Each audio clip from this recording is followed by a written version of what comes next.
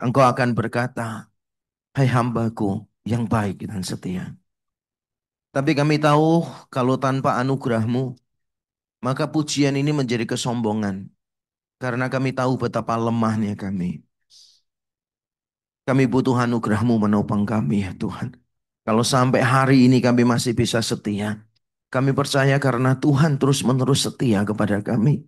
Entah berapa kali kami mau berhenti, entah berapa kali kami mau lari. Tapi kami mendapati bahwa Tuhan tidak pernah lelah, tidak pernah kalah, tidak pernah menyerah. Engkau terus mengejar kami dan mendapatkan kami kepada dirimu. Dan untuk itu kami sungguh bersyukur kepadamu ya Tuhan. Kami sungguh bersyukur. Engkau setia lebih dulu. Dan kesetiaanmu itulah yang membuat kami yakin bahwa kami bisa setia sampai pada akhirnya. Terima kasih Tuhan, you have been faithful and you will be forevermore. And for that we are so grateful. Sebentar kami akan mendengarkan firman-Mu, kami berdoa. Kiranya Roh Kudus bekerja melampaui kata-kata hamba-Mu. Melebihi apa yang mampu kami doakan atau pikirkan. Kami berdoa kiranya momen pemberitaan firman menjadi momen perjumpaan pribadi kami dengan Tuhan.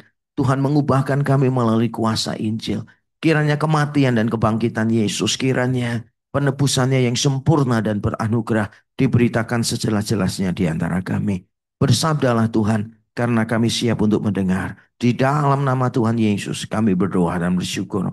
Amin, amin, amin. Shalom semuanya. Ya, salam sejahtera juga saya sampaikan kepada Bapak Ibu Saudara semua yang mengikuti persekutuan ini secara online.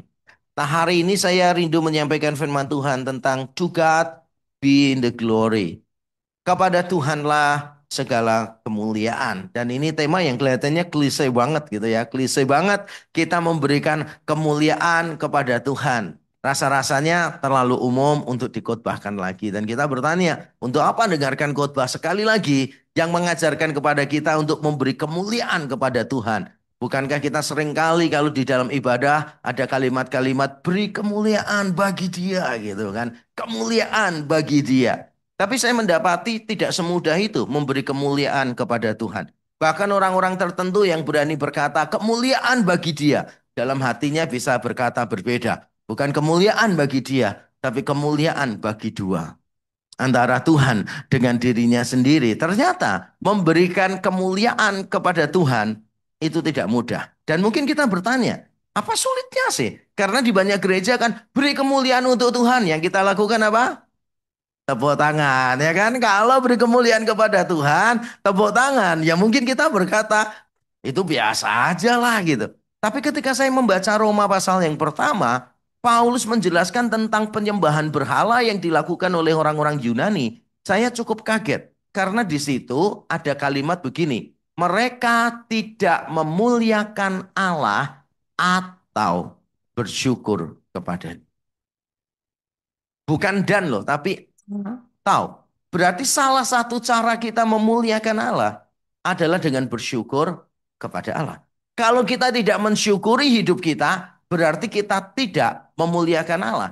Makanya John Piper mengatakan, God is most glorified in us when we are most satisfied in Him. Yang kalau diterjemahkan kurang lebih begini, Allah paling dimuliakan di dalam kita ketika kita paling dipuaskan di dalam Dia. Sekali lagi, Allah paling dimuliakan di dalam kita ketika kita paling dipuaskan di dalam Dia. Ketika kita bisa berkata seperti Asaf, sekalipun dagingku dan hatiku habis lenyap, gunung batuku dan bagianku, tetaplah Allah selama-lamanya. Ketika kita bisa bersyukur untuk whatever happens in our life, disitulah kita memuliakan Allah. Nah, karena memuliakan Allah dengan bersyukur sangat erat kaitannya, maka saya ingin memberitahu kita sesuatu tantangan besar bagi kita. Ternyata bersyukur itu tidak mudah.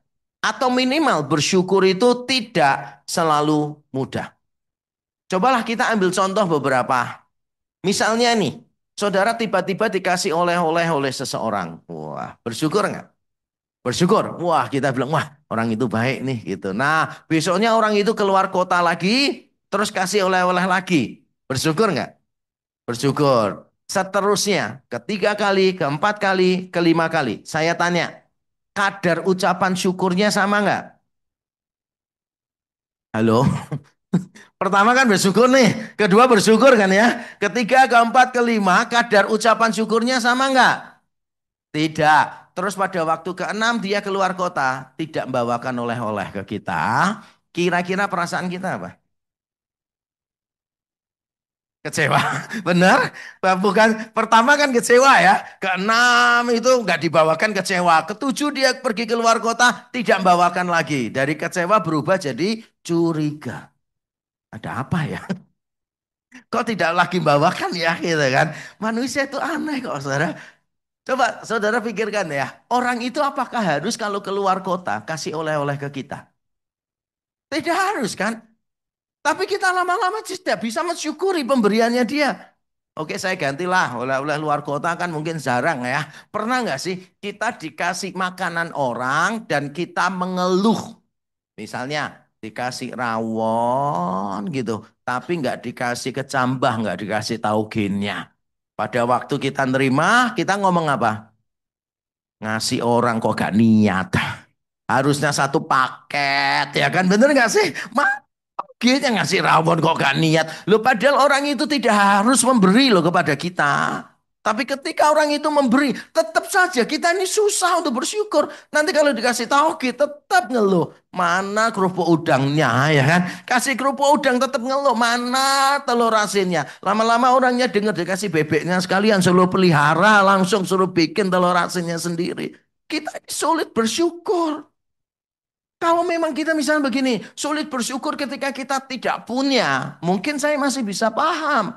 Walaupun itu tetap tidak benar. Tapi saya bisa paham kalau misalnya saudara tidak terima apa-apa, saudara menderita, saudara kekurangan, saudara mengeluh kepada Tuhan. Nah saya bisa paham, walaupun tetap itu salah. Tapi kan banyak pendeta sudah khotbah tentang itu kan. Bersyukur ketika nggak dapat apa-apa dari Tuhan. Maka hari ini saya mengajarkan kita bersyukur bukan ketika kita tidak dapat apa-apa. Justru ketika kita dapat sesuatu dari Tuhan. Persoalan kita tidak bisa bersyukur itu dua arah. Ketika tidak dapat apa-apa, sulit nggak bersyukur? Sulit. Ketika dapat banyak dari Tuhan, sulit nggak bersyukur? Biasanya kita ngomong mudah kan? Tapi dalam kenyataannya tidak seperti itu. Dan hari ini kita akan melihat, bahkan di tengah Tuhan menolong kita seringkali susah untuk bersyukur. Dan nanti saya akan ajarkan bagaimana kita bisa selalu bersyukur. Mari kita membaca di dalam Lukas pasal 17 ayat 19 sampai ayat 11 sampai 19. Kita baca bergantian. Saya memulai lebih dulu. Lukas pasal 17 ayat 11 sampai 19. Dalam perjalanannya ke Yerusalem, Yesus menyusur perbatasan Samaria dan Galilea. Ketika ia memasuki suatu desa, datanglah 10 orang kusta menemui dia. Mereka tinggal berdiri agak jauh dan berteriak, Yesus, Guru, kasihanilah kami. Lalu ia memandang mereka dan berkata, pergilah, perlihatkanlah dirimu kepada imam-imam. Dan sementara mereka di tengah jalan, mereka menjadi tahir. Seorang dari mereka ketika melihat bahwa ia telah sembuh kembali sambil memuliakan Allah dengan suara nyaring. Lalu tersungkur di depan kaki Yesus dan mengucap syukur kepadanya. Orang itu adalah seorang Samaria. Lalu Yesus berkata, bukankah ke-10 orang tadi semuanya telah menjadi tahir? Di manakah yang 9 orang itu? Tidak adakah di antara mereka yang kembali untuk memuliakan Allah selain daripada orang asing ini? Lalu ia berkata kepada orang itu, berdirilah dan pergilah, imanmu telah menyelamatkan engkau. Amin, amin. Ada 10 orang, semuanya sembuh. Yang balik untuk memuliakan Allah dan bersyukur. Yang mengucapkan terima kasih kepada Yesus. Cuma satu. Itu membuktikan apa? Bersyukur itu tidak mudah. 9 dari 10 orang tidak bersyukur. Kalau tidak bersyukur ketika tidak dapat apa-apa, mungkin kita masih bisa paham. Tapi ternyata bersyukur ketika kita mendapatkan apa-apa, itu juga tidak semudah yang kita selama ini pikirkan. Buktinya nih, orang-orang ini tidak mengucap syukur. Sampai Yesus tanya, di mana orang-orang ini?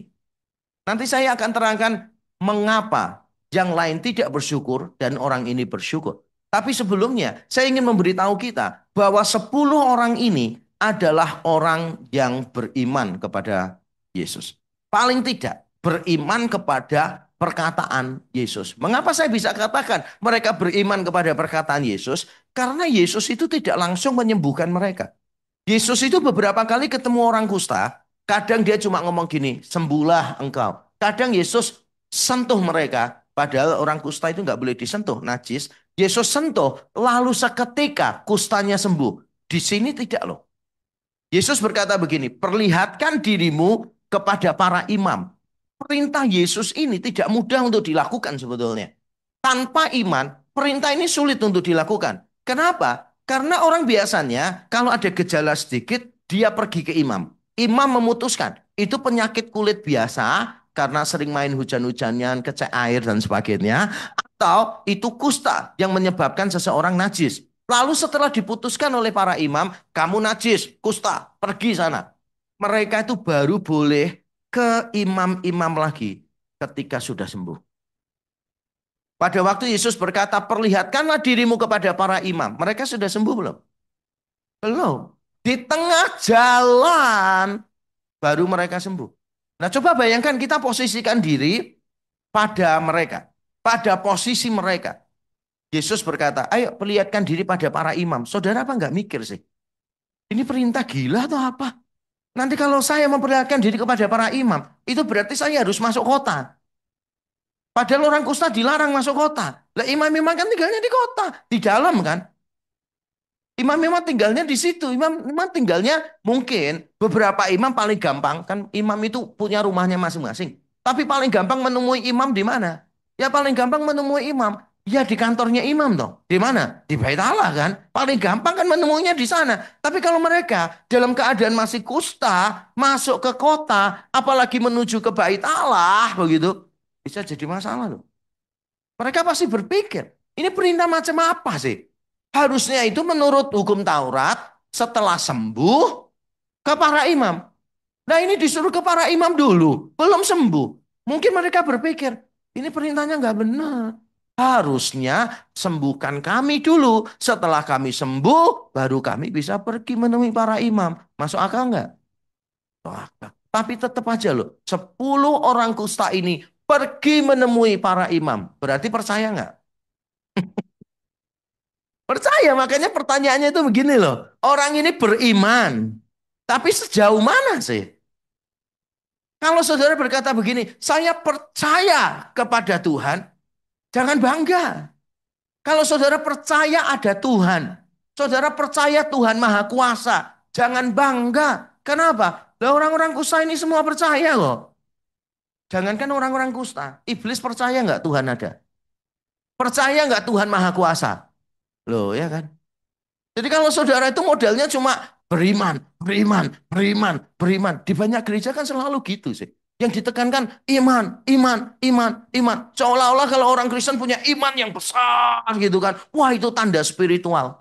Jangan heran. Iblis juga percaya Tuhan Maha Kuasa. Masa iblis nggak tahu kalau Tuhan bisa melakukan hal-hal yang besar. Ya, iblis gemetar nggak? Gemetar di hadapan Tuhan gitu. Jadi pertanyaannya, bagaimana kita mengevaluasi iman kita sih? Bagaimana kita mengevaluasi iman kita? Jujur ya, coba renungkan pertanyaan saya. Ada dua pendeta. Satu, karunianya menyembuhkan orang. Nopang tangan orang selalu sembuh, selalu jatuh. Wah, keren banget gitu kan ya. Bos pokoknya penyakit apapun datang ke dia, didoakan. Gitu. Terus saudara dibisikin dalam nama Yesus, sembuh. Di telinga kanan, terus telinga kirinya ditambahin. Kalau dalam 3 hari tidak membaik, harap menghubungi dokter. Nah, seandainya nih ya, ada hamba Tuhan yang pertama itu mendoakan sembuh, mendoakan sembuh, mendoakan sembuh. Hamba Tuhan kedua tidak terkenal sama sekali, pelayanannya penuh dengan tantangan, tapi dia bisa bersyukur kepada Tuhan. Setia melayani. Kalau saudara ditanya, yang lebih rohani yang mana? Ya kan? Karena sesuai khotbah saya kan. Pertanyaan saya itu kalau selama ini kita menilai hamba Tuhan itu loh. Yang mana yang kita sebut, wah ini rohani gitu kan. Jujur ya, banyak orang Kristen akan berkata, hamba Tuhan dengan semua karunia yang spektakuler ini adalah hamba Tuhan yang luar biasa. Kita ini sebetulnya penilaiannya tidak lebih baik dari orang-orang dunia kok, saudara. Sungguh. Kita ini salah menilai selama ini. Saya bertemu dengan teman lama saya. Dia itu melayani di luar pulau dan jemaatnya itu di bawah 15 orang. Itu pun tidak kumpul di satu tempat. Dia itu harus jalan kaki menemui 3 orang. Jalan kaki menemui 5 orang. Jalan kaki berapa kilo di pegunungan. Nemui berapa orang. Waktu itu ya. Saya nggak tahu keadaan sekarang. Saya sudah nggak kontak dengan dia. Tapi waktu ketemu dengan dia, dia cerita begitu. Wah, saya merasa kayak, wow, hamba Tuhan ini luar biasa nih. Sampai anak saya ketika saya ceritain bilang, Pak, uang angpau kumpulin aja Pak semua Pak. Belikan sepeda buat temannya Papa itu. Hamba Tuhan yang susah itu gitu kan. Wah, luar biasa hamba Tuhan ini saudara. Tapi dia melakukan kesalahan. Ketika dia melihat saya dan berkata begini, wah kamu sekarang jadi hamba Tuhan yang luar biasa diberkati Tuhan. Terus saya tanya, patokannya apa? Terus dia jawab apa? Sekolah di luar negeri, terkenal, jadwal pelayanannya padat sampai nolak-nolak, wah punya rumah sendiri dan seterusnya. Saya langsung ngomong sama dia, kamu tuh sudah doing what is right. Kamu sudah melakukan yang benar. Maka konsepmu juga harus benar. Jangan pikir bahwa hamba Tuhan yang terkenal, yang khotbah di luar negeri, yang terkenal pokoknya ada lampu sorotnya. Itu adalah hamba Tuhan yang nanti kalau ketemu Yesus, mereka jadi orang-orang VIP. Enggak. I don't I don't buy that. Saya selalu mengingatkan nanti ketika kita berjumpa dengan Yesus kedua kalinya. Jangan heran kalau beberapa hamba Tuhan yang mahkotanya besar, malah kita nggak kenal. Kenapa? Karena kita selama ini salah menilai orang. Kita menilai bahwa hamba Tuhan yang luar biasa itu yang seperti itu. Nah kalau saudara cuma modalnya iman, modalnya itu panggung besar, populer dan sebagainya. Nah itu kan bukannya yang dicari dunia sih. Orang-orang kusta ini beriman loh. Kurang iman apa mereka? Beriman dengan luar biasa. Tapi tetap Yesus hanya berkata kepada satu orang, imanmu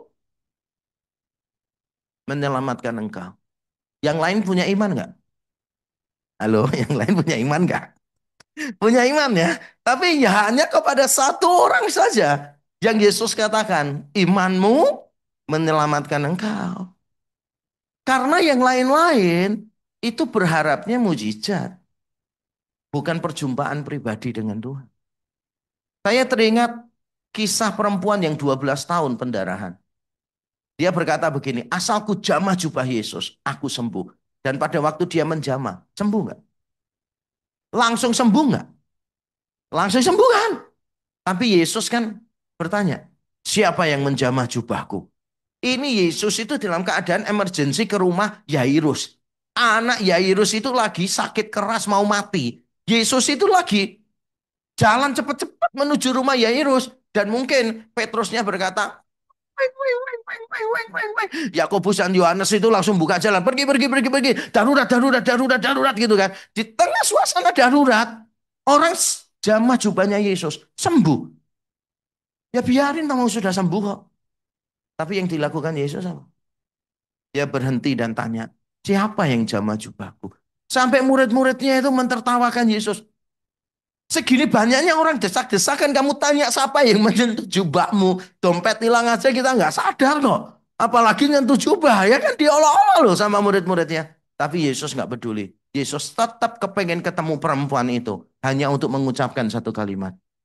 Imanmu menyelamatkan engkau.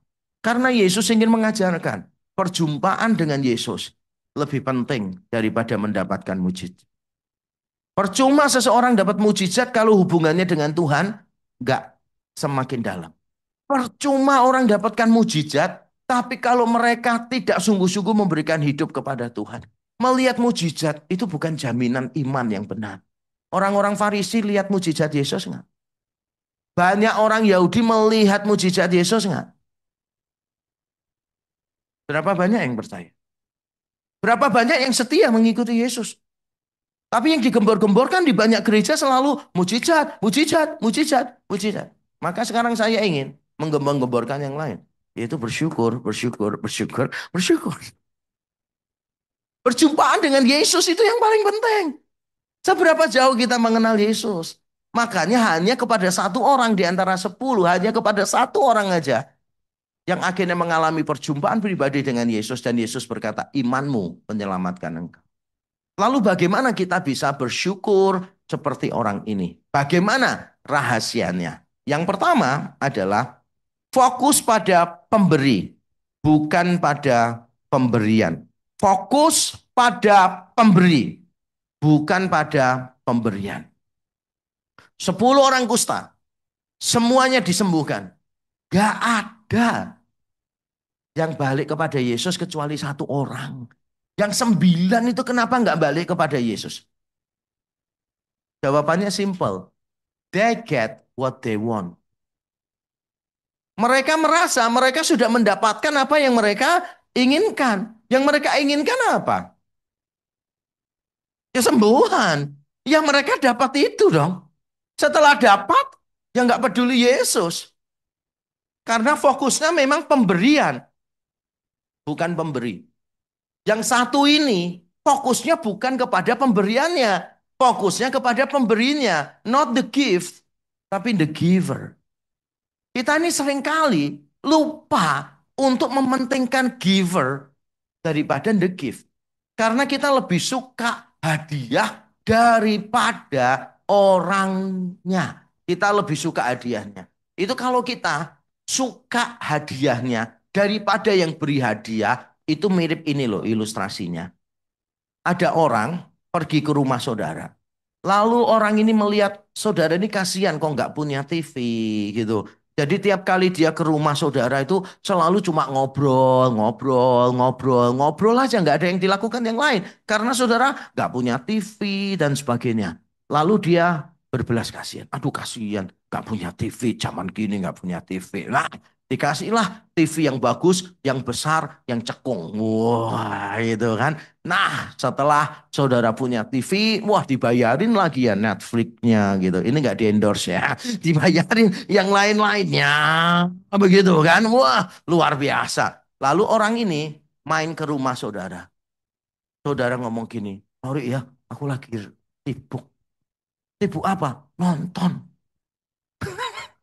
Korea, drama Korea, drakor. Sibuk nonton drakor. Katanya gitu. Nanti tiap kali datang diajak ngomong gini. Saya sebenarnya. Filmnya lagi bagus tuh. Saya sebenarnya. Pertandingan mau penalti ini. Ini last minute ini. Injury time ini kan gitu. Saudara merasa apa sih? Ya. Saudara merasa orang ini nggak grateful, nggak bersyukur. Saudara merasa orang ini kurang ajar. Karena lebih mementingkan pemberian daripada pemberinya. Tapi kalau kita jujur di hadapan Tuhan ya. Kita itu lebih mementingkan pemberian daripada pemberi. Bisa nggak kita ngomong gini? Sekalipun dagingku dan hatiku habis lenyap. Terus gunung batuku dan bagianku tetaplah Allah selama-lamanya. Lagu ini secara sederhana sebetulnya ngomong gini loh. Walaupun aku kehilangan semuanya, bahkan kehilangan nyawaku. Kalau aku punya Allah, itu cukup bagiku. Kalau kita masih belum bisa ngomong gitu, berarti kita ini masih belum bisa memuliakan Allah. Berarti kita masih gagal bersyukur kepada Allah. Kita ini selalu nggak puas kok. Allah harus ada plus-plusnya. Benar atau enggak? Kalau Allah saja nggak pakai plus-plus, kita rasanya kayak, kok Allah aja nggak pakai plus-plus. Ya harusnya ada plus-plus lah. Ya Tuhan dari atas itu geleng-geleng.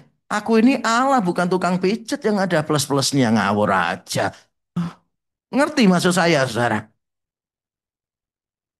Kebanyakan di antara kita cuma pola pikirnya kayak gitu. Tuhan aja nggak cukup. Karena kita fokusnya kepada pemberian. Bukan pada pemberinya. Dan ada satu kalimat yang bagus dari Tim Keller. Tim Keller mengatakan begini. The most powerful idols. Ini berhala-berhala yang paling hebat, yang paling luar biasa adalah are good things we turn into ultimate things. Hal-hal yang baik kita jadikan yang paling baik. Hal-hal yang baik kita jadikan yang paling tinggi di dalam hidup kita. Kita ini bisa menyembah berhala, yang kita sembah itu pemberian Allah loh, good things. Tapi bisa jadi berhala. Coba ya, uang itu baik atau tidak? Jangan bilang tidak baik. Itu orang Kristen yang naif ya menurut saya ya. Sok rohani, naif tapi sedikit bodoh ya. Uang itu ya baiklah. Akar segala kejahatan adalah bukan uang. Akar segala kejahatan adalah cinta uang. Gitu loh, cinta uang bukan uangnya, tapi cinta uang. Nah, uang ini baik. Tapi ketika Tuhan semakin banyak memberi yang baik ini kepada kita, atau pada saat Tuhan memberi uang kepada kita, apakah kita bersandarnya kepada Tuhan masih sama seperti sebelum kita terima uangnya? Siapa di sini yang tiap hari berdoanya gini, berilah kami pada hari ini makanan kami yang secukupnya. Enggak kan? Karena uang kita sudah cukup untuk sebulan. Bener nggak sih? Sehingga kita berdoanya, berilah kami makanan kami sebulan ini secukupnya. Benar atau betul? Saya aja kalau pelayanan mesti bingung kalau diingatkan orang. Ayo aku minggu depan ya, berapa minggu lagi ya di tempat saya? Permisi, di mana ya? Loh Pak, sudah dicatat kok Pak. Iya persoalannya yang ngatur jadwal tuh istri saya. Dan saya menganut prinsip kesusahan seminggu. Cukup untuk seminggu. Jadi saya tuh baru tanya jadwal berikutnya. Itu minggu malam biasanya. Jadi minggu malam baru saya tanya istri saya. Minggu depan apa aja gitu. Nanti dia kasih tahu. Minggu depan ini. Itu pun nggak lengkap dengan temanya. Karena dia ngomong percuma. Dia kasih tahu temanya yang Jumat tetap saya nggak bisa kerja. Karena tiap hari itu selalu ada yang saya kerjakan gitu. Apalagi 2 minggu terakhir dan ke depan ini saudara. Wah saya keluar terus dari pagi udah keluar karena akreditasi STT Amadius kan. Baru selesai akreditasi program studi. Kemarin nyambung lagi akreditasi institusi, tamu-tamu pejabat apa semua. Wah asesmen lapangan gitu kan. Nanti saya keluar kota, nyambung lagi luar kota lagi gitu. Saya sampai sungkan sama mama mertua yang tinggal di rumah gitu. Dan jelasin, mah 2 minggu ini jarang ketemu ya mah ya. Itu. Soalnya ini sibuk terus 2 minggu ini gitu. Saya khawatir mama saya itu lupa nama saya. Saya dipanggil Bang Toyib gitu loh saudara. Bang Toyib, Bang Toyib. Sudah 3 kali puasa nggak pulang-pulang ya kan gitu. Saya khawatir memastikan aja mama saya masih kenal nama saya bukan Bang Toyib saudara. Sibuk banget. Kesusahan seminggu cukup untuk seminggu. Belum bahan-bahan yang harus saya siapkan. Khotbah, bahan sekolah minggu dan sebagainya. Kita seringkali, saudara, ketika punya banyak, kita itu lupa bersandar kepada Tuhan. Saya masih ingat ketika dulu saya miskin. Saya itu bisa berdoa pagi. Tuhan beri kami makanan hari ini yang secukup. Benar-benar minta, saudara. Saya pernah pelayanan dulu waktu praktek jadi mahasiswa di satu gereja. Saya praktek cuma dikasih 30.000. 30.000 satu bulan.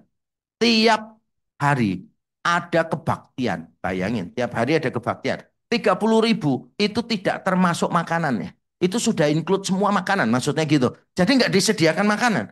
Jadi kami beberapa hamba Tuhan muda ditaruh di gereja, tinggal di tempatnya situ di gereja, cuma masing-masing dikasih 30, 30, 30, 3 orang.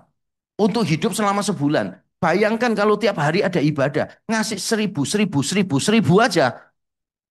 Itu sudah habis kan. Belum dipotong persepuluhan toh. Bener gak sih? Potong persepuluhan lagi dan sebagainya gitu kan. Waduh makanya tiap kali kolektor diedarkan tuh kita menyembah Tuhan dengan serius tutup mata saudara. Setelah lewat baru kita buka mata kan gitu. Susah, bener-bener susah. Sampai akhirnya apa? Kita ini makannya tiap hari. Mesti mie instan. Jadi masing-masing orang beli mie. Jadi iuran beli mie. Rasanya aja yang beda-beda. Soto lah, bawang lah, apa segala macam. Tapi tetap namanya mie instan. Nah pernah suatu ketika kami bertiga benar-benar gak ada duit. Benar-benar gak ada duit. Lalu saya ngomong sama mereka. Karena udah 2 hari kita gak makan. Saya ngomong sama mereka. Kita beriman yuk. Sediakan piring di meja. Wah saya langsung ayo siapin. 3 piring, itu kan. Terus mereka bingung. Kamu tuh lapar atau gila gitu. Beriman sama Tuhan. Oh, jangan sampai nggak beriman sama Tuhan. Duduk semua. Begitu duduk, saya langsung berdoa. Tuhan terima kasih untuk makanan hari ini yang Tuhan berikan kepada kami. Haleluya. Amin. Begitu amin. Wah, bunyi pintu pagar diketok orang. Tok, tok, tok, tok, pintu gerbangnya. Wah, saya langsung lompat. Ya kan, I told you. Beriman, men. Tuhan kirim burung gagak. Ayo, ayo. Saya bukain pintu. Benar. Majelis. Wah, majelis datang. Bawa kresek hitam gede gitu kan ya. Wah, saya langsung. Ah, orang beriman nggak mungkin gagal. Wah, langsung saya bukakan toh. Tante silahkan masuk. Enggak. Cuma titip ini aja. Ini. Oh ya, makasih tante. Itu jangan lupa lo ya. Kamu semprotin tanamannya. Karena kemarin minggu aku lihat itu ada banyak kutu-kutunya dan sebagai ulatnya. Jadi kamu semprotin ini. Saya buka. Ternyata bukan makanan. Malah semprot pestisida itu loh saudara. Jadi saya nyemprotin teman saya tertawa puas. Mereka nggak sampai kenyang tertawanya saudara. Tapi bersyukur besoknya jemaat itu kasih. Sampai minggu depannya saya pengumuman di gereja. Jemaat kalau kasih harus lapor ya. Jangan langsung kasih. Kita akan jadwal. Nggak bisa tiap hari kasih. Loh sungguh saya sampai buat pengumuman. Nggak boleh tiap hari kasih. Beri kesempatan yang lain kasih. Itu seminggu berikutnya. Tapi kelaparannya itu sudah berhari-hari. Saya itu kadang ya rindu momen-momen seperti dulu lagi. Ketika kita bisa berharap sama Tuhan sampai nangis-nangis gitu kan ya. Tapi semakin Tuhan memberkati kita, tampaknya kita semakin sulit bersandar kepada Tuhan. Bukankah kita telah mengubah good things menjadi ultimate things? Dan bukankah itu penyembahan berhala di dalam hidup kita? Benar nggak sih? Dulu ketika kita nggak punya apa-apa, kebanggaan kita cuma Kristus saja. Benar nggak? Kebanggaanku cuma satu. Aku orang berdosa, ditebus dengan darah yang sempurna. Wah, langsung malaikat semua dari surga melihat ke bawah dan berkata, so sweet gitu kan. Wah, kurang sweet apa coba saudara. Kebanggaannya cuma saya orang berdosa ditebus dengan darah yang sempurna. Sekarang setelah diberkati Tuhan, sukses ini itu. Anaknya sekolah luar negeri, sukses ini itu dan sebagainya. Yang dibanggakan apa? Bukan aku orang berdosa yang ditebus dengan darah yang sempurna. Benar nggak sih? Aku orang sukses. Dengan keluarga yang sukses. Aku orang yang populer. Itu yang kita banggakan. Dan bukankah itu penyembahan berhala? Kita telah mengubah good things menjadi ultimate things. Kita fokusnya bukan kepada pemberinya, tetapi kepada pemberiannya. Dan itulah yang membuat kita sulit bersyukur. Maka sekarang harus bersyukur dengan cara apa? Fokus kepada pemberinya. Karena pemberian itu bisa berhenti. Pemberinya Allah nggak pernah berhenti. Benar nggak sih? Allah tidak selalu memberi. Tetapi Allah selalu memberikan dirinya untuk kita. Benar nggak sih? Allah tidak selalu memberikan berkatnya kepada kita. Tapi dia selalu memberikan dirinya bagi kita. Memberikan dirinya di kayu salib loh. Sudah memberikan dirinya di kayu salib untuk kita. Makanya kita bisa berkata, having you God is enough for me. Christ is enough for me. Kalau kita belum bisa mengatakan Christ is enough for me, maka kita tidak akan bisa bersyukur kepada Tuhan. Diberi berapapun, tetap tidak bisa bersyukur. Dulu nggak bisa makan, sekarang bisa makan gitu kan. Tetap nggak bersyukur. Makanan tetap nggak enak, ya kan? Berapa banyak di antara kita yang tidak bisa bersyukur? Suami istri, ya suami nggak bisa bersyukur dapat istri yang mau masak. Istri mau masak itu bersyukur, jangan diomeli terus. Waduh suami itu pokoknya apapun ya selalu diomeli. Masakanmu kok nggak seenak mamaku ya? Wah, itu kalimat-kalimat yang sangat sensitif untuk istri. Maka ada satu suami akhirnya berubah setelah ikut seminar keluarga. Diomongin, puji makanan istri, jangan diomelin terus gitu kan. Jadi akhirnya setelah seminar besoknya waktu makan di rumah dia puji. Mah, makananmu enak, mah hari ini makanannya enak. Wah, istrinya gebrak meja. Biasanya aku yang masak, selalu dicela tuh. Kurang ini, kurang itu. Sekarang Mbak yang masak, kamu bilang enak lagi gitu. Makanya bersyukur, amin. Apapun bersyukur. Bersyukur untuk anak kita. Jangan dibandingkan dengan anaknya orang lain. Anak kita loh cuma peringkat 10. Coba ya kalau anak kita kayak anaknya sana. Peringkat 1. Ya beda lah, orang tuanya juga beda. Semuanya beda gitu toh. Ngerti gak sih?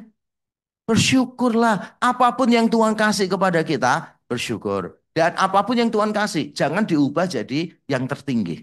Itu pertama. Strategi pertama, tips pertama, nasihat pertama, supaya kita bisa bersyukur adalah fokus pada pemberi, bukan pada pemberiannya. Yang kedua, saudara, adalah ini. Ingat keadaan yang sangat susah dahulu.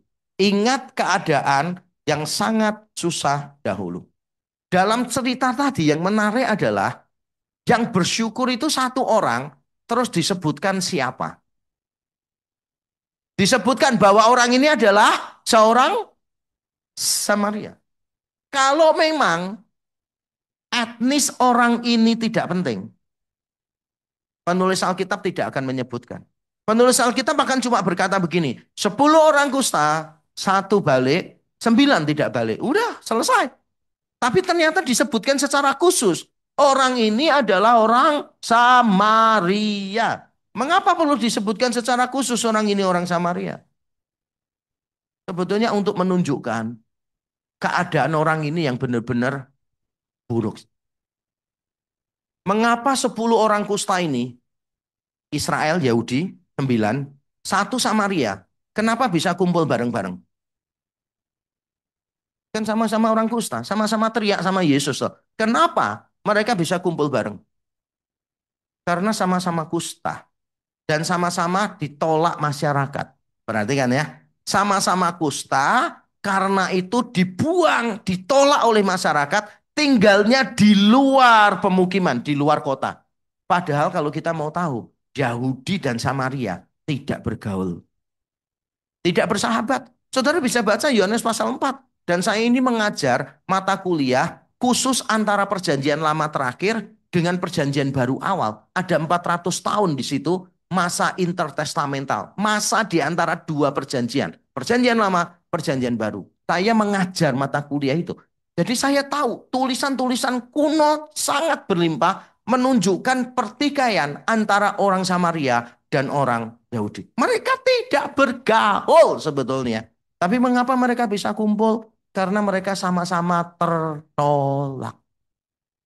Karena sama-sama tertolak, sama-sama najis, bisa kumpul. Tapi yang menarik, setelah sembuh, yang 9 Yahudi pergi. Yang Samaria aja satu datang kepada Yesus. Karena yang Samaria itu sadar. Dia itu bukan cuma menerima penolakan gara-gara dia kusta. Tapi dia juga ditolak gara-gara dia Samaria. Dia itu mendapatkan penolakan ganda. Dia sadar keadaannya itu lebih buruk daripada orang-orang Yahudi ini. Ketika Yesus datang dan semuanya minta tolong. Guru, sembuhkan kami, sembuhkan kami. Coba posisikan diri Anda sebagai orang kusta yang Samaria ini. Mungkin nggak dia berpikir begini, alah percuma teriak-teriak. Paling yang disembuhkan juga orang-orang Yahudi. Kan Yesus orang Yahudi. Aku kan orang Samaria. Bahkan ketika Yesus minta air kepada perempuan Samaria aja. Bingung loh orang Samarianya.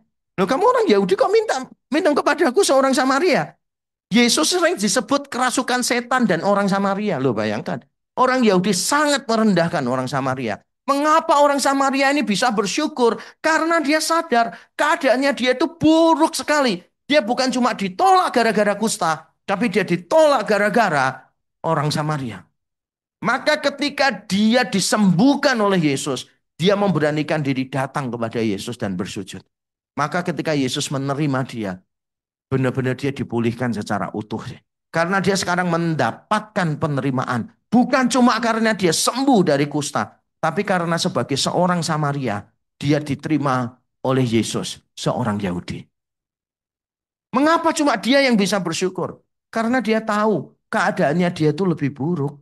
Maka kalau kita nggak bisa bersyukur, ingat keadaan yang sangat susah dahulu. Ketika kita ingat keadaan kita yang sangat susah dahulu, kita akan mudah kok untuk bersyukur. Dalam kalimat saya berkata begini. Ucapan syukur atas kebaikan Tuhan ditentukan oleh kesadaran tentang keburukan keadaan. Sekali lagi ya, baca sama-sama yuk. Satu, dua, tiga. Ucapan syukur atas kebaikan Tuhan ditentukan oleh kesadaran tentang keburukan keadaan. Semakin saudara menyadari bahwa saudara itu buruk, hina, saudara akan semakin bisa bersyukur. Semakin saudara menyadari bahwa saudara tidak pantas mendapatkan, saudara akan bisa bersyukur. Kita ini kadang kala kalau merasa diri pantas diperlakukan begitu, kita sulit untuk mengucap syukur. Saya pernah melakukan kesalahan ini, saudara. Sudah lama, bertahun-tahun yang lalu. Tuhan tegur saya melalui satu hal. Saya ini diundang pelayanan di satu tempat di Surabaya. Terus cari-cari, belum ada Google Map lagi. Zaman itu belum ada handphone, ada mapnya dan sebagainya. Saya itu cari-cari tempat pelayanannya. Percaya nggak? Saya itu karena nggak tahu. Sudah ngatur waktu 1,5 jam dari rumah. Padahal ini Surabaya. Nyampe sana tetap telat. Kenapa? Tempatnya itu muter-muter nggak karu-karuan. Saya itu turun dari mobil. Tanya orang itu sudah berkali-kali. Tanya ini, tanya itu, tanya ini. Setelah itu sampai ternyata di Gang Buntu. Saya parkir mobilnya di situ, saya masuk. Pada waktu saya masuk, permisi ya. Saya ngelihat yang datang itu. Nggak ada yang jangkep, ngerti nggak maksudnya? Nggak ada yang full gitu loh. Maksudnya itu kayak kurang satu on. Ada aja kurang satu onnya. Ada orang yang berdiri di depan saya. Itu lihat gini, sini, sini. Gini. Terus ada yang beberapa lain. Semua orang yang ada di situ. Difabel. Difabel. Jadi orang-orang dengan berkebutuhan khusus waktu itu. Nah, saya tidak menghina mereka sih. Tapi Tuhan tegur saya kenapa? Karena pada waktu saya duduk, saya berdoa. Saya itu merasa gini, kenapa ya perlu panggil saya ya? Karena ada hamba Tuhan lain. Kenapa saya yang dipanggil di situ? Gitu. Maksud saya adalah, lah ini semua persiapan saya kan nggak mungkin saya jelasin ke mereka. Saya kan harus downgrade khotbah-khotbah saya kan. Yang saya sudah siapin sedemikian rupa, harus saya downgrade kan kepada orang ini. Saya merasa kayak, orang ini harusnya panggil orang lain, jangan saya. Tapi ada waktu saya punya pikiran gitu. Tuhan itu tegur saya. Roh Kudus itu ingatkan saya. Dulu pada waktu saya masih muda, saudara, saya lo pelayanan ya ke desa. Saya khotbah di depan 3 orang. Saya khotbah di depan 7 orang. Masa setelah saya khotbah di depan ribuan orang? Saya nggak mau khotbah di depan cuma 10 orang. Wah, saya bertobat melihat diri saya yang begitu sombong, yang begitu angkuh. Saya minta maaf loh. Saya minta maaf kepada pengurusnya, bukan kepada mereka lah. Kalau kepada mereka kan nanti menghina mereka, dipikir apa? Saya minta maaf. Saya jelasin bahwa saya sebagai hamba Tuhan, hati saya sombongnya setengah mati. Kita kadang-kala sulit untuk bersyukur. Dikasih makan apa, gak enak. Coba ingat masa-masa gak punya duit dulu. Semuanya enak, bener gak? Halo? Dulu semuanya enak. Kenapa sekarang tiba-tiba nggak enak? Dulu susah, luar biasa. Kita nggak ngeluh. Sekarang cuma parkir mobil sini, jalan berapa ratus meter, ngeluhnya setengah mati. Dulu jalan berkilo-kilo ya nggak mengeluh kok. Bener atau betul? Dulu pakai baju sembarangan, nggak ada mereknya, ya kan? Kepengen punya sepatu Adidas saja, cari yang mereknya Adundas. Bener nggak sih? Yang nggak apa-apa kok. Dulu bener nggak sih? Dulu nggak apa-apa. Dipakai masih bisa dengan ucapan syukur. Yang penting punya sepatu. Bener nggak? Sekarang dikasih orang sepatu gitu. Nggak niat ngasih sepatu kok jelek loh. Padahal lebih bagus loh dari sepatu kita dulu. Kita ini susah bersyukur karena kita lupa keadaan kita yang dulu jauh lebih buruk. Saudara. Banyak orang itu susah bersyukur. Saya bersyukur, saudara. Saya itu live a simple life. Saya mudah untuk bersyukur. Kenapa? Salah satu alasannya. Tidak pasti ya. Tapi salah satu alasan adalah karena dulu keadaan saya sangat buruk sekali. Saya dari keluarga yang broken home, papa pengangguran, saya dari keluarga yang sangat miskin sekali. Sehingga ketika saya jadi hamba Tuhan, saya nggak pernah mengeluh dengan kesusahan. Saudara boleh tanya teman-teman saya nggak pernah ngeluh dengan apapun. Saya di pedalaman, saya mandi di sungai, waktu mau sikat gigi. Wah, emas batangan lewat, apa segala macam. Ya saya biasa aja kok saudara. Ya saya tetap aja gitu kan. Beberapa orang itu dulu malah bingung. Wah ini PhD kandidat mandi di sungai, di pedalaman lagi. Gak usah dikaitkan sama PhD-nya. Nanti malah sombong. Ngerti gak sih? Kebanggaan kita apa sih? Kebanggaan kita adalah kita orang berdosa yang ditebus dengan darah yang sempurna. Dan saya ingin menutup khotbah saya dengan satu ayat. Roma 8 ayat 32. Kita baca sama-sama yuk. Satu, dua, tiga. Ia yang tidak menyayangkan anaknya sendiri, tetapi yang menyerahkannya bagi kita semua. Bagaimanakah mungkin ia tidak mengaruniakan segala sesuatu kepada kita bersama-sama dengan dia? Kalau saudara mau selalu bersyukur, ingat bahwa the best has been given. Yang terbaik sudah diberikan, yaitu anaknya sendiri. Allah memberikan anaknya bagi kita. Itu the best yang kita telah terima. Kalau saudara menyadari bahwa the best has been given to you, yaitu Yesus Kristus diberikan kepada kita, maka kita akan bisa bersyukur untuk segala sesuatu. Tapi kalau saudara bersyukurnya karena sukses, sehat, sembuh, terkenal, saudara nanti suatu ketika, saudara tidak akan bersyukur. Kenapa? Karena semuanya akan diambil dari hidup kita. Saya selalu mengingatkan banyak orang, apapun yang ada di tangan kita, suatu ketika akan lepas dari tangan kita. Saya ulang sekali lagi ya. Apapun yang ada di tangan kita, apapun yang kita punya, suatu ketika akan terlepas dari tangan kita. Saudara sekarang membanggakan prestasimu. Wah ini itu, ini itu, ini itu. Tunggu aja nanti umur 75 tahun. Saudara nggak bisa apa-apa. 80 tahun, 85 tahun. Saudara nggak bisa berprestasi lagi. Bahkan nggak bisa melakukan sesuatu. Saudara berkata, oh saya karena cantik, karena penampilannya menarik. Tunggu aja lah. Nanti umur 85, ya kan 80, 85. Nggak ada orang cantik. Sisa-sisanya masih kelihatan. Tapi dikit. Masih bisa diomong, oh cantik gitu kan. Beberapa jemaat saya kan gitu. Wah masih kelihatan cantik gitu kan. Oh, makasih loh ya saya dibilang cantik. Terus saya bilang, kelihatan cantik. Karena masih ada bekas-bekas kecantikannya yang dulu kan. Bener ya. Kalau saudara ngomong, wah saya ini terkenal pinter, idenya cemerlang. Tunggu aja kalau pikun. Ngerti nggak sih? Makanya harus ingat, semua yang kita punya, semua yang ada di tangan kita, suatu ketika akan terlepas dari tangan kita. Makanya yang paling penting itu bukan apa yang kita pegang di tangan kita. Yang paling penting adalah siapa yang memegang tangan kita. Saya ulang ya, supaya kita semakin paham. Yang paling penting itu bukan apa yang ada di tangan kita. Yang paling penting adalah siapa yang memegang tangan kita.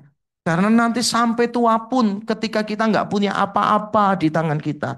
Tetap kok tangan kita ada di dalam tangannya Tuhan.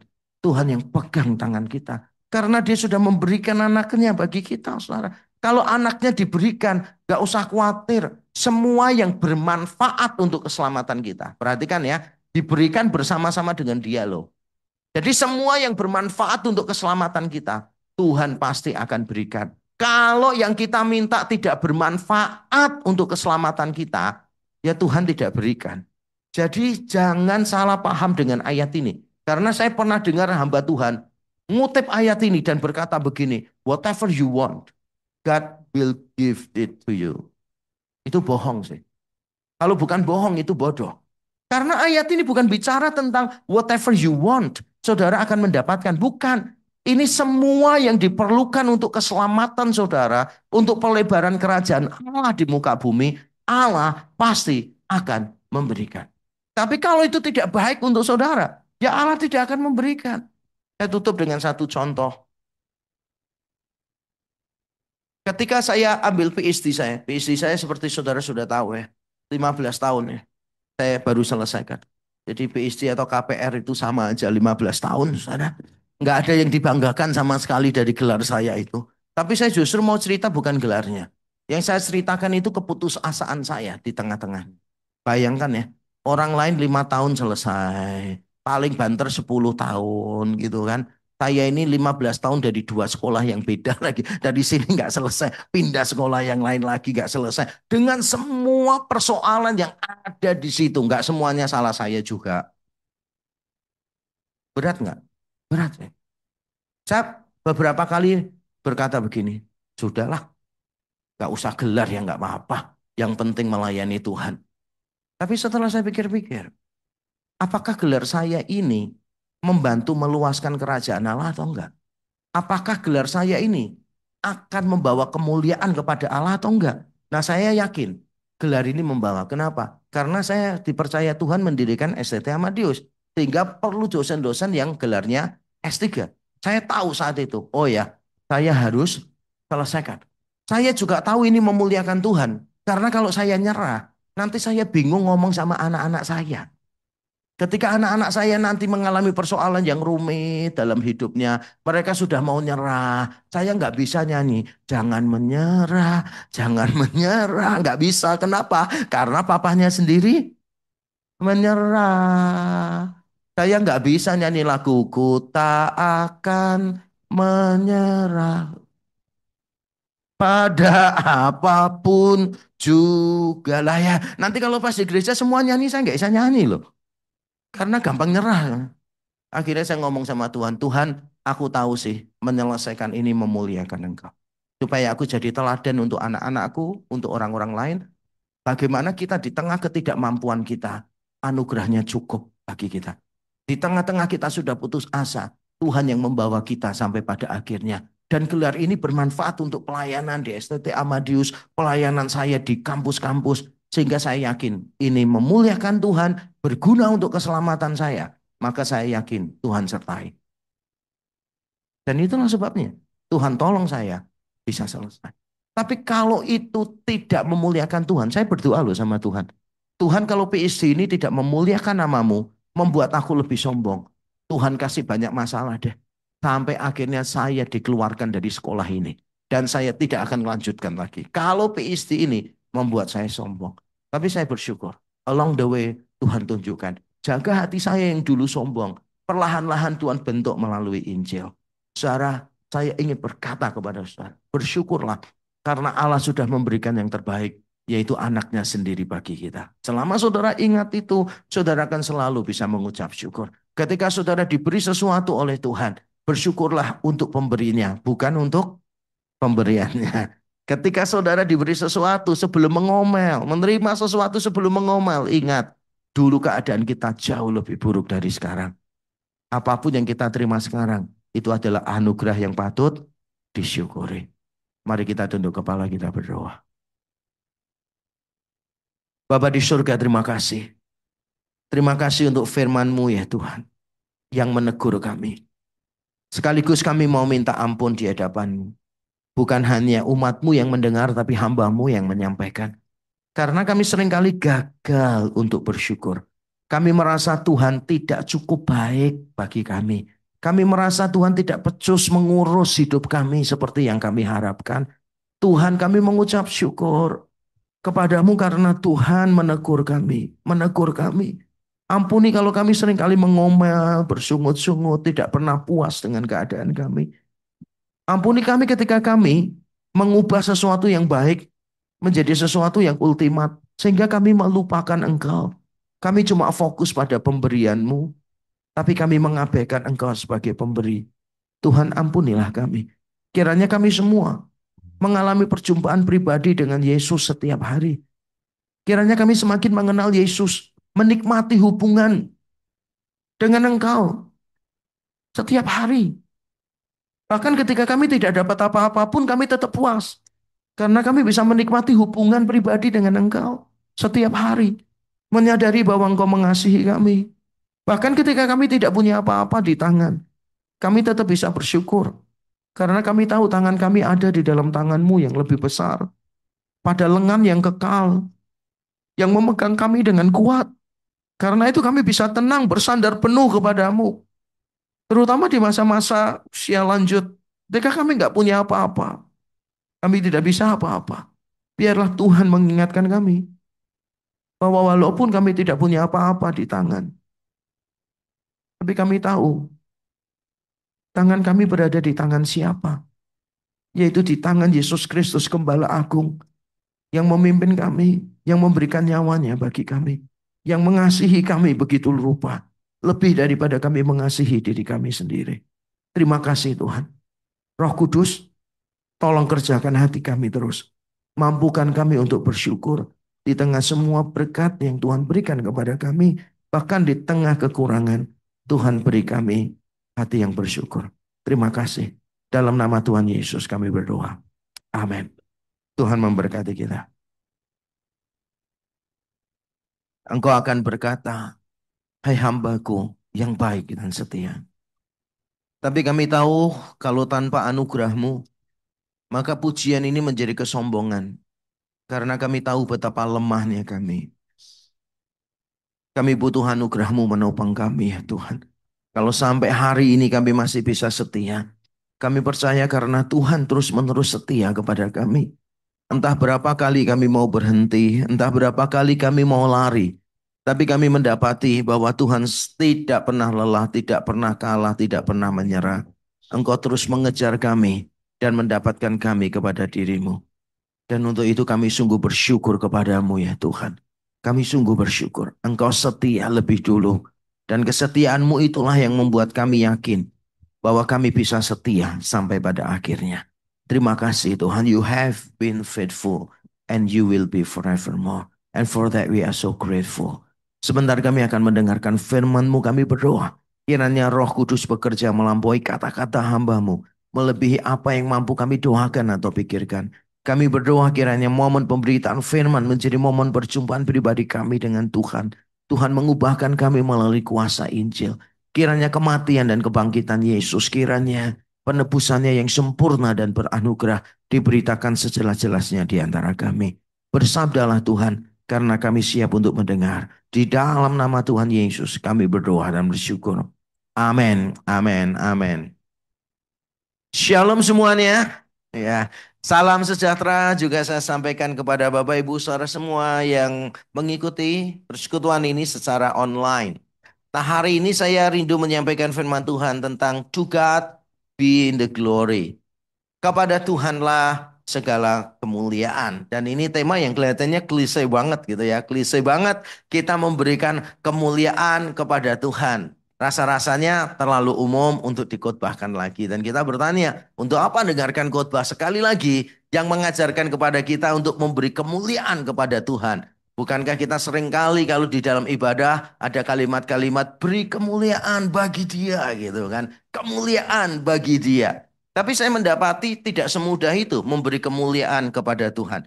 Bahkan orang-orang tertentu yang berani berkata kemuliaan bagi dia. Dalam hatinya bisa berkata berbeda. Bukan kemuliaan bagi dia, tapi kemuliaan bagi dua.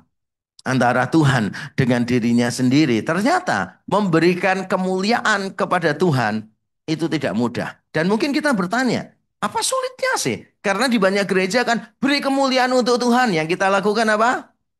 Tepuk tangan, ya kan? Kalau beri kemuliaan kepada Tuhan, tepuk tangan. Ya mungkin kita berkata, itu biasa aja lah gitu.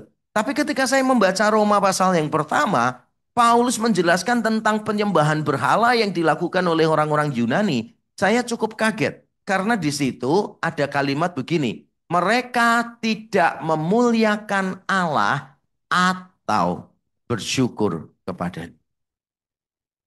Bukan dan loh, tapi tahu.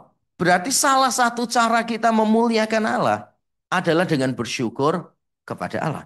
Kalau kita tidak mensyukuri hidup kita, berarti kita tidak memuliakan Allah. Makanya John Piper mengatakan, God is most glorified in us when we are most satisfied in Him. Yang kalau diterjemahkan kurang lebih begini, Allah paling dimuliakan di dalam kita ketika kita paling dipuaskan di dalam Dia. Sekali lagi, Allah paling dimuliakan di dalam kita ketika kita paling dipuaskan di dalam Dia. Ketika kita bisa berkata seperti Asaf, sekalipun dagingku dan hatiku habis lenyap, gunung batuku dan bagianku, tetaplah Allah selama-lamanya. Ketika kita bisa bersyukur untuk whatever happens in our life, disitulah kita memuliakan Allah.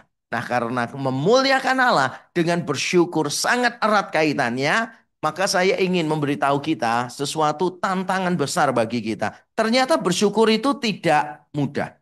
Atau minimal bersyukur itu tidak selalu mudah. Cobalah kita ambil contoh beberapa. Misalnya nih, saudara tiba-tiba dikasih oleh-oleh oleh seseorang. Wah, bersyukur nggak? Bersyukur. Wah, kita bilang, wah orang itu baik nih gitu. Nah, besoknya orang itu keluar kota lagi, terus kasih oleh-oleh lagi. Bersyukur nggak? Bersyukur. Seterusnya, ketiga kali, keempat kali, kelima kali. Saya tanya, kadar ucapan syukurnya sama nggak? Halo? Pertama kan bersyukur nih, kedua bersyukur kan ya. Ketiga, keempat, kelima, kadar ucapan syukurnya sama nggak? Tidak. Terus pada waktu keenam dia keluar kota, tidak membawakan oleh-oleh ke kita. Kira-kira perasaan kita apa? Kecewa, benar? Bukan pertama kan kecewa ya. Keenam itu nggak dibawakan kecewa. Ketujuh dia pergi keluar kota tidak membawakan lagi. Dari kecewa berubah jadi curiga. Ada apa ya? Kok tidak lagi bawakan ya gitu kan? Manusia itu aneh kok saudara.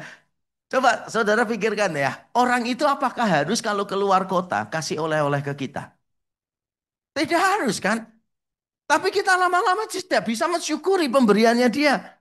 Oke, saya gantilah oleh-oleh luar kota kan mungkin jarang ya. Pernah nggak sih kita dikasih makanan orang dan kita mengeluh? Misalnya dikasih rawon gitu, tapi nggak dikasih kecambah, nggak dikasih taugennya. Pada waktu kita nerima, kita ngomong apa? Ngasih orang kok gak niat. Harusnya satu paket, ya kan? Bener nggak sih? Kita ngasih rawon kok gak niat. Loh padahal orang itu tidak harus memberi loh kepada kita.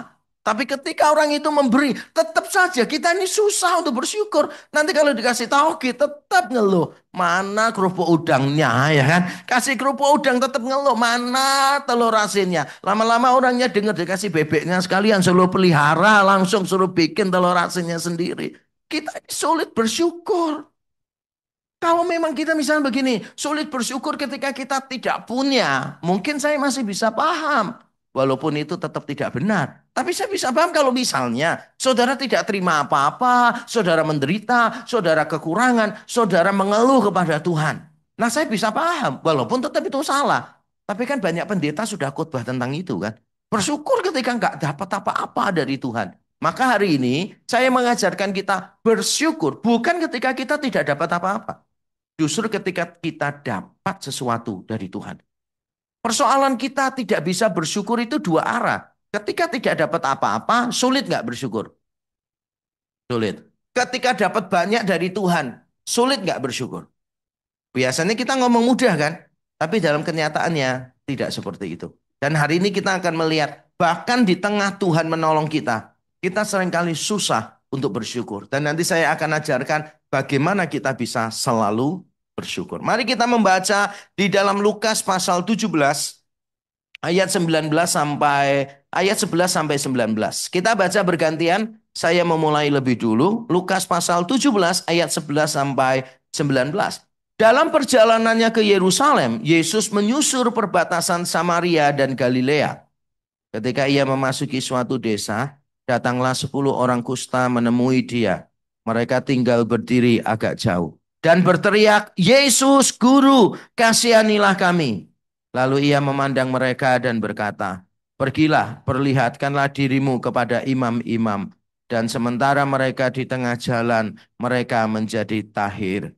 Seorang dari mereka ketika melihat bahwa ia telah sembuh kembali sambil memuliakan Allah dengan suara nyaring. Lalu tersungkur di depan kaki Yesus dan mengucap syukur kepadanya. Orang itu adalah seorang Samaria. Lalu Yesus berkata, bukankah ke-10 orang tadi semuanya telah menjadi tahir? Di manakah yang 9 orang itu? Tidak adakah di antara mereka yang kembali untuk memuliakan Allah selain daripada orang asing ini? Lalu ia berkata kepada orang itu, berdirilah dan pergilah, imanmu telah menyelamatkan engkau. Amin, amin. Ada 10 orang, semuanya sembuh. Yang balik untuk memuliakan Allah dan bersyukur, yang mengucapkan terima kasih kepada Yesus, cuma satu. Itu membuktikan apa? Bersyukur itu tidak mudah. 9 dari 10 orang tidak bersyukur. Kalau tidak bersyukur ketika tidak dapat apa-apa, mungkin kita masih bisa paham. Tapi ternyata bersyukur ketika kita mendapatkan apa-apa, itu juga tidak semudah yang kita selama ini pikirkan. Buktinya nih, orang-orang ini tidak mengucap syukur. Sampai Yesus tanya, di mana orang-orang ini? Nanti saya akan terangkan mengapa yang lain tidak bersyukur dan orang ini bersyukur. Tapi sebelumnya, saya ingin memberitahu kita bahwa 10 orang ini adalah orang yang beriman kepada Yesus. Paling tidak beriman kepada perkataan Yesus. Mengapa saya bisa katakan mereka beriman kepada perkataan Yesus? Karena Yesus itu tidak langsung menyembuhkan mereka. Yesus itu beberapa kali ketemu orang kusta, kadang dia cuma ngomong gini, sembuhlah engkau. Kadang Yesus sentuh mereka, padahal orang kusta itu nggak boleh disentuh, najis. Yesus sentuh, lalu seketika kustanya sembuh. Di sini tidak loh. Yesus berkata begini, perlihatkan dirimu kepada para imam. Perintah Yesus ini tidak mudah untuk dilakukan sebetulnya. Tanpa iman, perintah ini sulit untuk dilakukan. Kenapa? Karena orang biasanya kalau ada gejala sedikit, dia pergi ke imam. Imam memutuskan, itu penyakit kulit biasa karena sering main hujan-hujanan, kecek air dan sebagainya. Atau itu kusta yang menyebabkan seseorang najis. Lalu setelah diputuskan oleh para imam, kamu najis, kusta, pergi sana. Mereka itu baru boleh ke imam-imam lagi ketika sudah sembuh. Pada waktu Yesus berkata, perlihatkanlah dirimu kepada para imam. Mereka sudah sembuh belum? Belum. Di tengah jalan baru mereka sembuh. Nah, coba bayangkan kita posisikan diri pada mereka. Pada posisi mereka. Yesus berkata, ayo perlihatkan diri pada para imam. Saudara apa nggak mikir sih? Ini perintah gila atau apa? Nanti kalau saya memperlihatkan diri kepada para imam, itu berarti saya harus masuk kota. Padahal orang kusta dilarang masuk kota. Lah imam-imam kan tinggalnya di kota, di dalam kan. Imam-imam tinggalnya di situ. Imam-imam tinggalnya mungkin beberapa imam paling gampang kan imam itu punya rumahnya masing-masing. Tapi paling gampang menemui imam di mana? Ya paling gampang menemui imam. Ya di kantornya imam dong. Di mana? Di Bait Allah kan. Paling gampang kan menemuinya di sana. Tapi kalau mereka dalam keadaan masih kusta, masuk ke kota, apalagi menuju ke Bait Allah begitu, bisa jadi masalah loh. Mereka pasti berpikir, ini perintah macam apa sih? Harusnya itu menurut hukum Taurat, setelah sembuh ke para imam. Nah ini disuruh ke para imam dulu, belum sembuh. Mungkin mereka berpikir, ini perintahnya nggak benar. Harusnya sembuhkan kami dulu. Setelah kami sembuh, baru kami bisa pergi menemui para imam. Masuk akal nggak? Masuk akal. Tapi tetap aja loh, 10 orang kusta ini pergi menemui para imam. Berarti percaya nggak? Percaya, makanya pertanyaannya itu begini loh. Orang ini beriman, tapi sejauh mana sih? Kalau saudara berkata begini, saya percaya kepada Tuhan, jangan bangga. Kalau saudara percaya ada Tuhan, saudara percaya Tuhan Maha Kuasa, jangan bangga. Kenapa? Lah orang-orang kusta ini semua percaya loh. Jangankan orang-orang kusta, iblis percaya nggak Tuhan ada? Percaya nggak Tuhan Maha Kuasa? Loh ya kan? Jadi kalau saudara itu modelnya cuma beriman, beriman, beriman, beriman. Di banyak gereja kan selalu gitu sih. Yang ditekankan iman, iman, iman, iman. Seolah-olah kalau orang Kristen punya iman yang besar gitu kan. Wah itu tanda spiritual. Jangan heran. Iblis juga percaya Tuhan Maha Kuasa. Masa iblis nggak tahu kalau Tuhan bisa melakukan hal-hal yang besar. Ya, iblis gemetar nggak? Gemetar di hadapan Tuhan gitu. Jadi pertanyaannya, bagaimana kita mengevaluasi iman kita sih? Bagaimana kita mengevaluasi iman kita? Jujur ya, coba renungkan pertanyaan saya. Ada dua pendeta. Satu, karunianya menyembuhkan orang. Nopang tangan orang selalu sembuh, selalu jatuh. Wah, keren banget gitu kan ya. Bos pokoknya penyakit apapun datang ke dia, didoakan. Gitu. Terus saudara dibisikin dalam nama Yesus, sembuh. Di telinga kanan, terus telinga kirinya ditambahin. Kalau dalam 3 hari tidak membaik, harap menghubungi dokter. Nah, seandainya nih ya, ada hamba Tuhan yang pertama itu mendoakan sembuh, mendoakan sembuh, mendoakan sembuh. Hamba Tuhan kedua tidak terkenal sama sekali, pelayanannya penuh dengan tantangan, tapi dia bisa bersyukur kepada Tuhan. setia melayani. Kalau saudara ditanya, yang lebih rohani yang mana? Ya kan? Karena sesuai khotbah saya kan. Pertanyaan saya itu kalau selama ini kita menilai hamba Tuhan itu loh. Yang mana yang kita sebut, wah ini rohani gitu kan. Jujur ya, banyak orang Kristen akan berkata, hamba Tuhan dengan semua karunia yang spektakuler ini adalah hamba Tuhan yang luar biasa. Kita ini sebetulnya penilaiannya tidak lebih baik dari orang-orang dunia kok, saudara. Sungguh. Kita ini salah menilai selama ini. Saya bertemu dengan teman lama saya. Dia itu melayani di luar pulau dan jemaatnya itu di bawah 15 orang. Itu pun tidak kumpul di satu tempat. Dia itu harus jalan kaki menemui 3 orang. Jalan kaki menemui 5 orang. Jalan kaki berapa kilo di pegunungan. Nemui berapa orang. Waktu itu ya. Saya nggak tahu keadaan sekarang. Saya sudah nggak kontak dengan dia. Tapi waktu ketemu dengan dia, dia cerita begitu. Wah, saya merasa kayak, wow, hamba Tuhan ini luar biasa nih. Sampai anak saya ketika saya ceritain bilang, Pak, uang angpau kumpulin aja Pak semua Pak. Belikan sepeda buat temannya Papa itu. Hamba Tuhan yang susah itu gitu kan. Wah, luar biasa hamba Tuhan ini saudara. Tapi dia melakukan kesalahan. Ketika dia melihat saya dan berkata begini, wah kamu sekarang jadi hamba Tuhan yang luar biasa diberkati Tuhan. Terus saya tanya, patokannya apa? Terus dia jawab apa? Sekolah di luar negeri, terkenal, jadwal pelayanannya padat sampai nolak-nolak, wah punya rumah sendiri dan seterusnya. Saya langsung ngomong sama dia, kamu tuh sudah doing what is right. Kamu sudah melakukan yang benar. Maka konsepmu juga harus benar. Jangan pikir bahwa hamba Tuhan yang terkenal, yang khotbah di luar negeri, yang terkenal pokoknya ada lampu sorotnya. Itu adalah hamba Tuhan yang nanti kalau ketemu Yesus, mereka jadi orang-orang VIP. Enggak. I don't I don't buy that. Saya selalu mengingatkan nanti ketika kita berjumpa dengan Yesus kedua kalinya.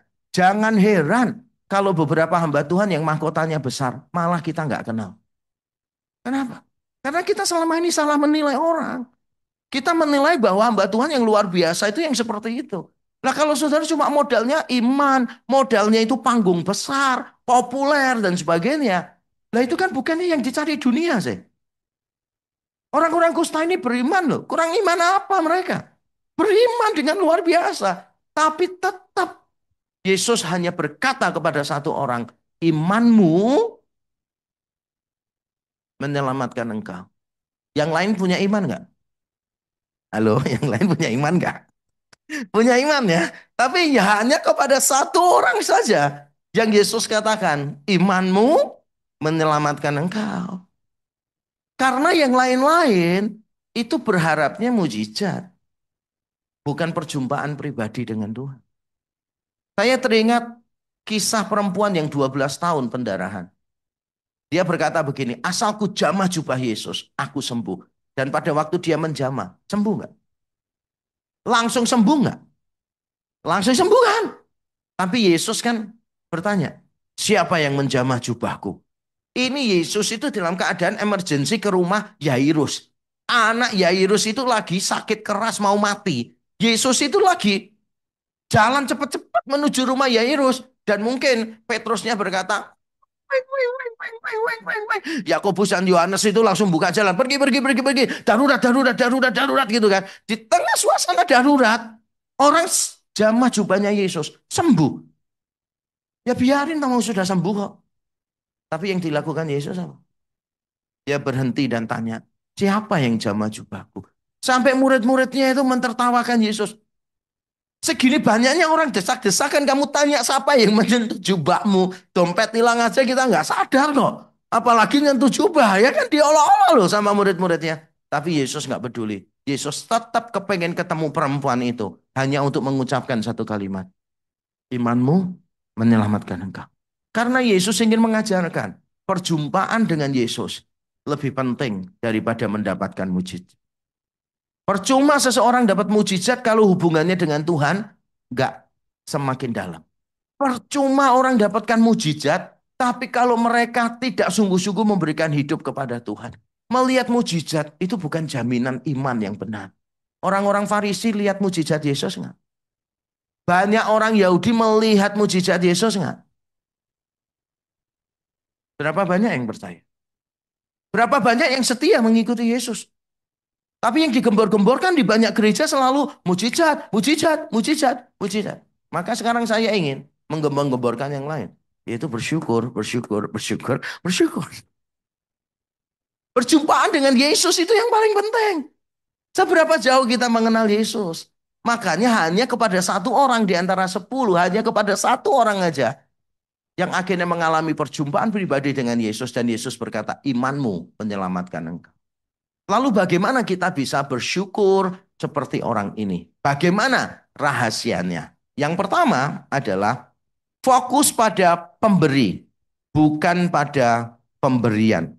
Fokus pada pemberi, bukan pada pemberian. 10 orang kusta, semuanya disembuhkan. Gak ada yang balik kepada Yesus kecuali satu orang. Yang 9 itu kenapa nggak balik kepada Yesus?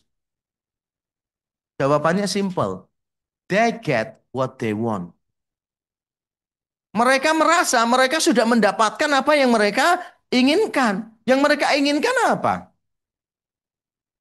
Ya sembuhan. Yang mereka dapat itu dong. Setelah dapat, ya nggak peduli Yesus. Karena fokusnya memang pemberian, bukan pemberi. Yang satu ini fokusnya bukan kepada pemberiannya.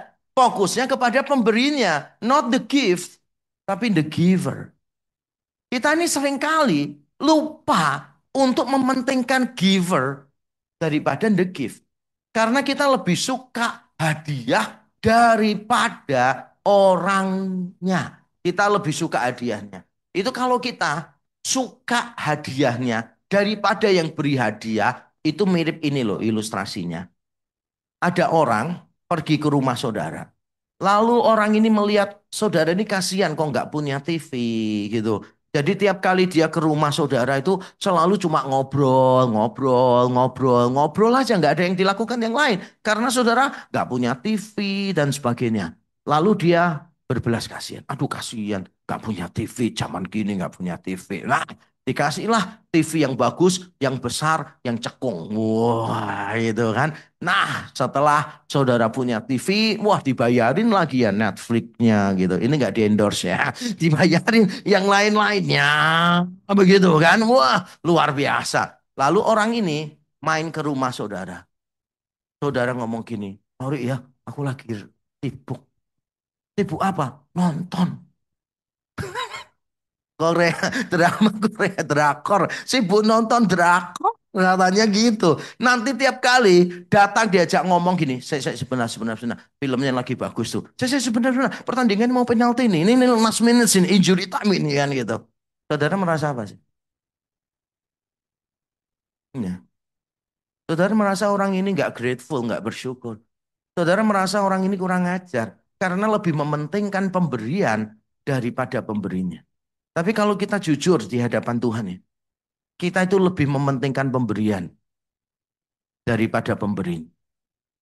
Bisa nggak kita ngomong gini? Sekalipun dagingku dan hatiku habis lenyap. Terus gunung batuku dan bagianku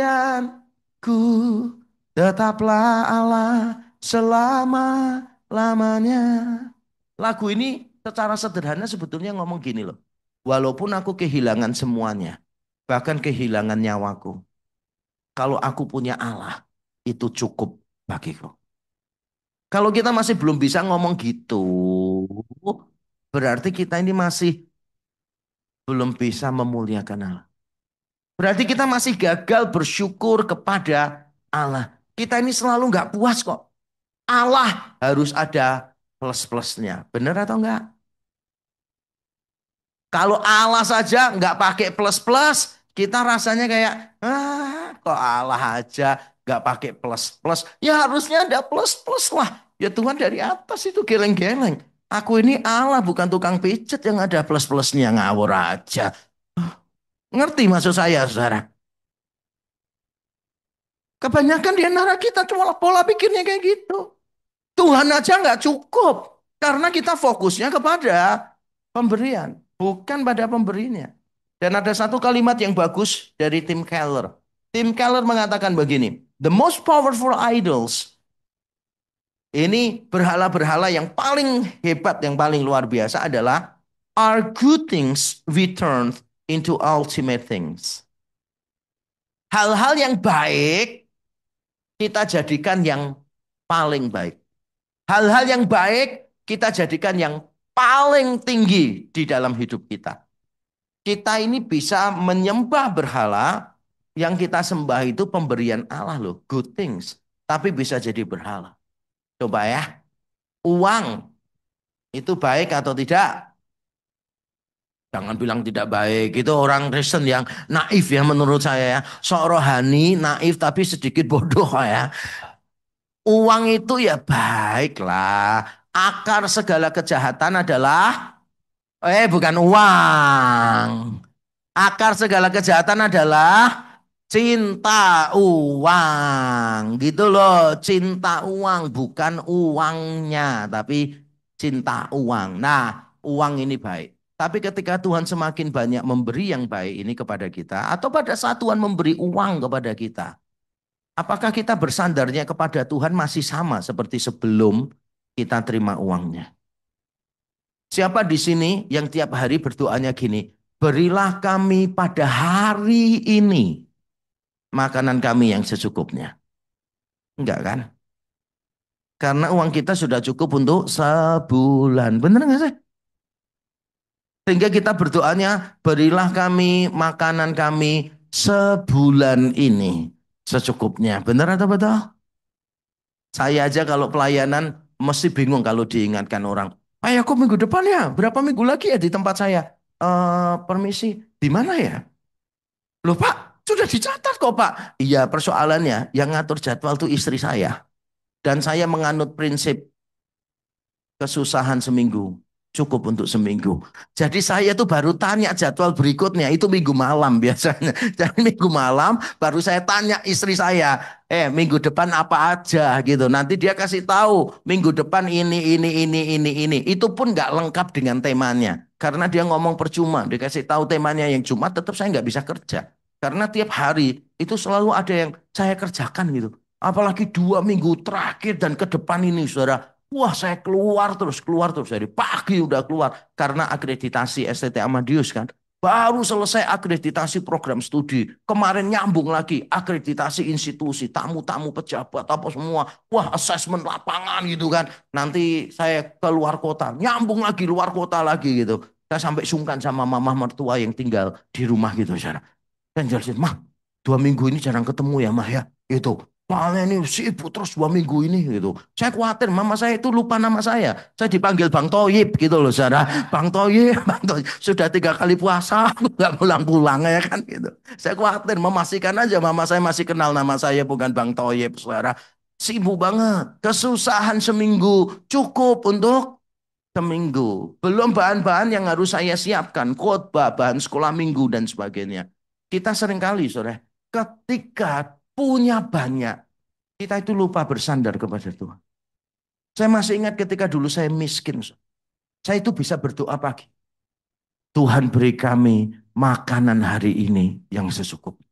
Benar-benar minta, saudara. Saya pernah pelayanan dulu waktu praktek jadi mahasiswa di satu gereja. Saya praktek cuma dikasih 30.000. 30.000 satu bulan. Tiap hari ada kebaktian. Bayangin, tiap hari ada kebaktian. 30.000 itu tidak termasuk makanannya. Itu sudah include semua makanan, maksudnya gitu. Jadi nggak disediakan makanan. Jadi kami beberapa hamba Tuhan muda ditaruh di gereja, tinggal di tempatnya situ di gereja, cuma masing-masing dikasih 30, 30, 30, 3 orang. Untuk hidup selama sebulan. Bayangkan kalau tiap hari ada ibadah, ngasih 1.000 aja. Itu sudah habis kan. Belum dipotong persepuluhan toh. Bener gak sih? Potong persepuluhan lagi dan sebagainya gitu kan. Waduh, makanya tiap kali kolektor diedarkan tuh kita menyembah Tuhan dengan serius tutup mata, saudara. Setelah lewat baru kita buka mata kan gitu. Susah, bener-bener susah. Sampai akhirnya apa? Kita ini makannya tiap hari. Mesti mie instan. Jadi masing-masing orang beli mie. Jadi iuran beli mie. Rasanya aja yang beda-beda. Soto lah, bawang lah, apa segala macam. Tapi tetap namanya mie instan. Nah, pernah suatu ketika kami bertiga benar-benar nggak ada duit. Benar-benar nggak ada duit. Lalu saya ngomong sama mereka. Karena udah 2 hari kita nggak makan. Saya ngomong sama mereka. Kita beriman yuk. Sediakan piring di meja. Wah, saya langsung, ayo siapin. 3 piring. Itu kan. Terus mereka bingung. Kamu tuh lapar atau gila gitu. Beriman sama Tuhan. Wah, jangan sampai nggak beriman sama Tuhan. Duduk semua. Begitu duduk, saya langsung berdoa. Tuhan terima kasih untuk makanan hari ini yang Tuhan berikan kepada kami. Haleluya. Amin. Begitu amin. Wah, bunyi pintu pagar diketok orang.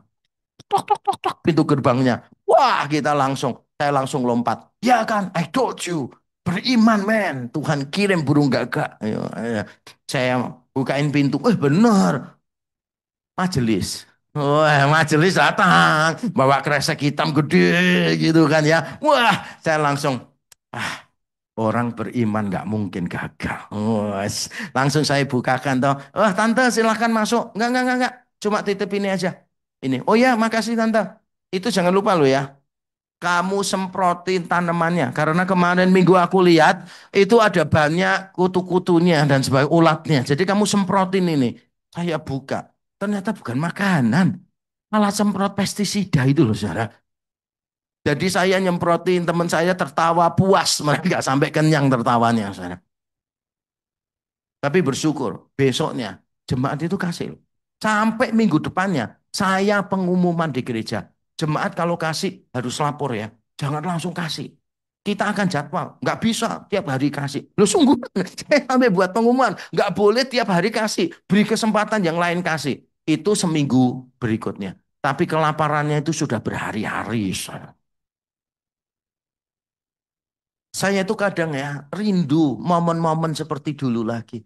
Ketika kita bisa berharap sama Tuhan sampai nangis-nangis gitu kan ya. Tapi semakin Tuhan memberkati kita, tampaknya kita semakin sulit bersandar kepada Tuhan. Bukankah kita telah mengubah good things menjadi ultimate things? Dan bukankah itu penyembahan berhala di dalam hidup kita? Benar nggak sih? Dulu ketika kita nggak punya apa-apa, kebanggaan kita cuma Kristus saja. Benar nggak? Kebanggaanku cuma satu. Aku orang berdosa, ditebus dengan darah yang sempurna. Wah, langsung malaikat semua dari surga melihat ke bawah dan berkata, so sweet gitu kan.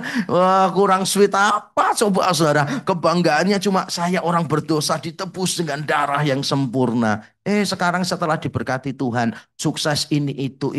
Anaknya sekolah luar negeri, sukses ini itu dan sebagainya. Yang dibanggakan apa? Bukan aku orang berdosa yang ditebus dengan darah yang sempurna. Benar nggak sih? Aku orang sukses. Dengan keluarga yang sukses. Aku orang yang populer. Itu yang kita banggakan. Dan bukankah itu penyembahan berhala?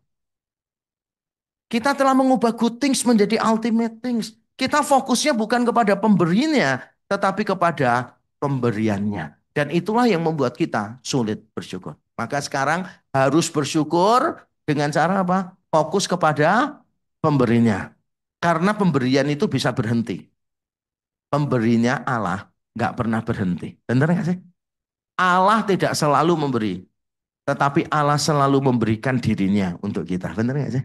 Allah tidak selalu memberikan berkatnya kepada kita. Tapi dia selalu memberikan dirinya bagi kita. Memberikan dirinya di kayu salib loh. Sudah memberikan dirinya di kayu salib untuk kita. Makanya kita bisa berkata, having you God is enough for me. Christ is enough for me. Kalau kita belum bisa mengatakan Christ is enough for me, maka kita tidak akan bisa bersyukur kepada Tuhan. Diberi berapapun, tetap tidak bisa bersyukur. Dulu nggak bisa makan, sekarang bisa makan gitu kan. Tetap nggak bersyukur. Makanan tetap nggak enak, ya kan? Berapa banyak di antara kita yang tidak bisa bersyukur? Suami istri, ya suami nggak bisa bersyukur dapat istri yang mau masak. Istri mau masak itu bersyukur, jangan diomeli terus. Waduh suami itu pokoknya apapun ya selalu diomeli. Masakanmu kok nggak seenak mamaku ya? Wah, itu kalimat-kalimat yang sangat sensitif untuk istri.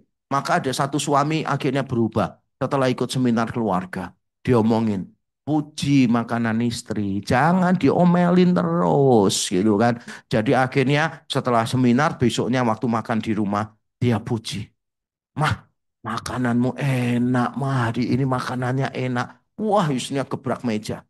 Biasanya aku yang masak selalu dicela tuh, kurang ini kurang itu. Sekarang Mbak yang masak, kamu bilang enak lagi gitu.